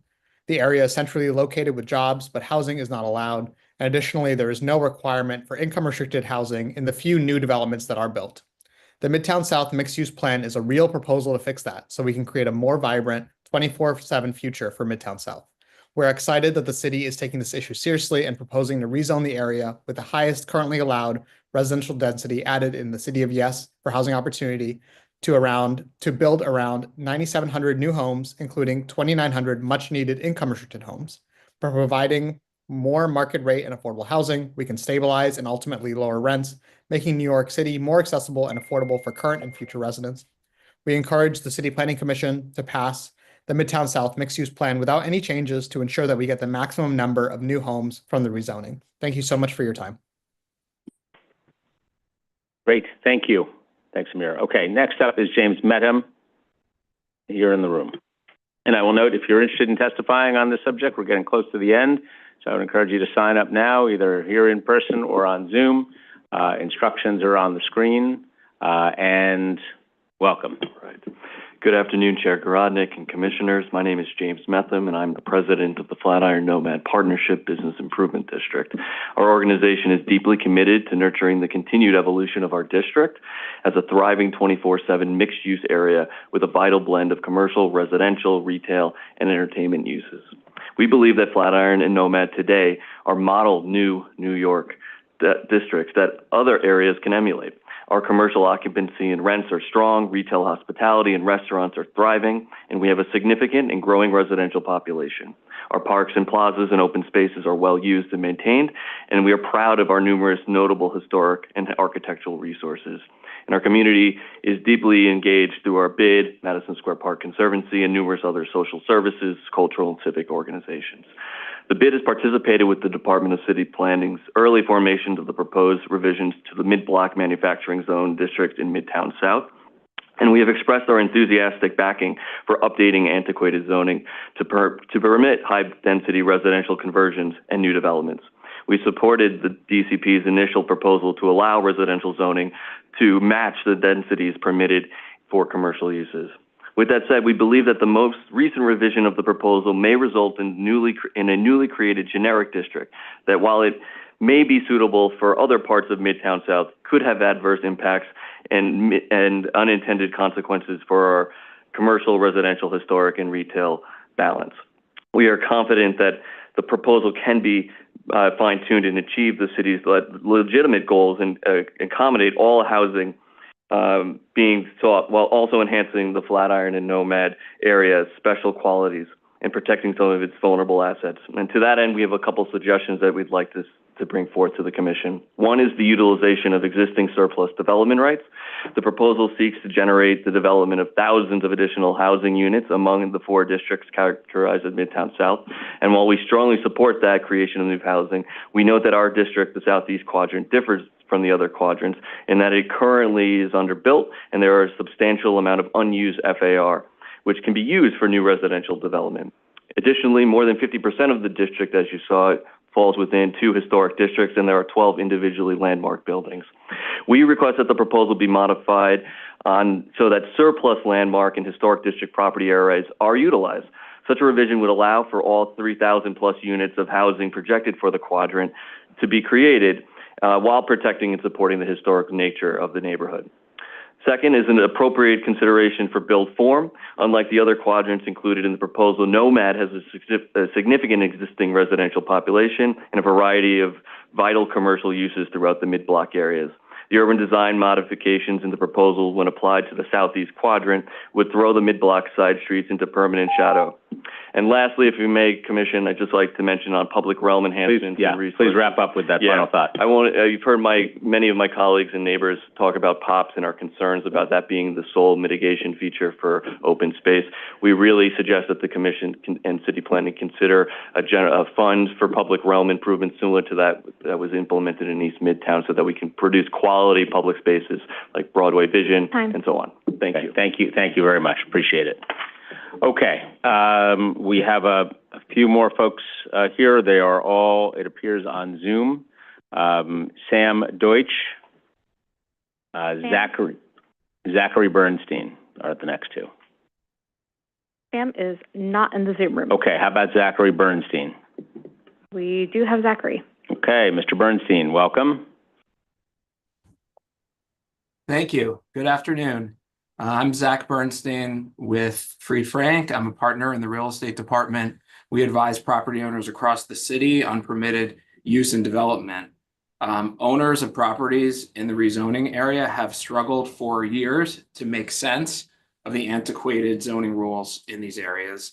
I commend the department for acting on the state FAR allowances and implementing the new City of Yes tools, in particular the higher density districts, to propose common sense updates in the Midtown South mixed use districts. This will surely result in large amounts of new housing, including affordable housing, and activation of these areas that have long struggled due to the antiquated zoning. So I commend the department and urge the commission to approve the proposed zoning. Thank you. Great. Thank you, Mr. Bernstein. We appreciate you being with us. Okay, let's go now to Andrew Stern, David Gordon, and also I will now do a final call for anybody who wishes to be heard on this item, the Midtown South Mixed Use Plan, MSMX. All right, Andrew Stern, please. Hi, I'd like to support the plan today. I live in Lower Manhattan. New York City is facing a dire housing shortage.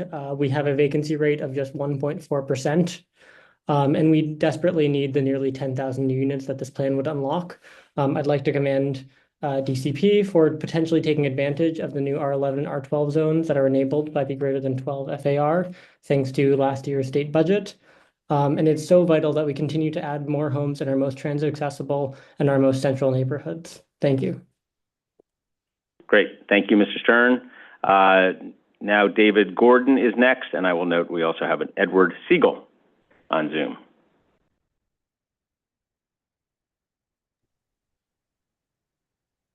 Hi, can you hear me? We can.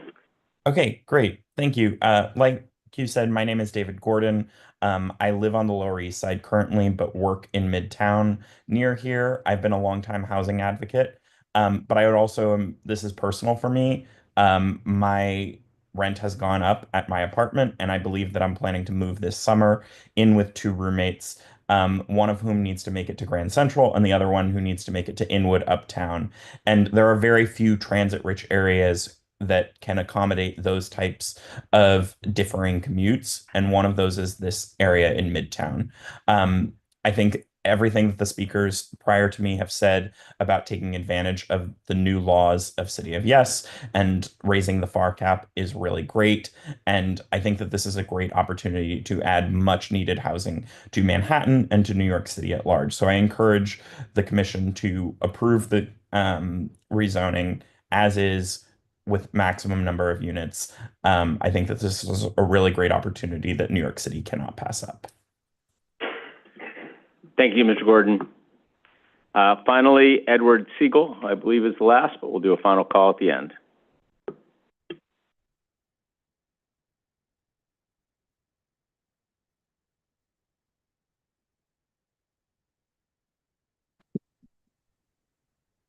Hi there. Sorry, this was quicker than I thought it was going to be.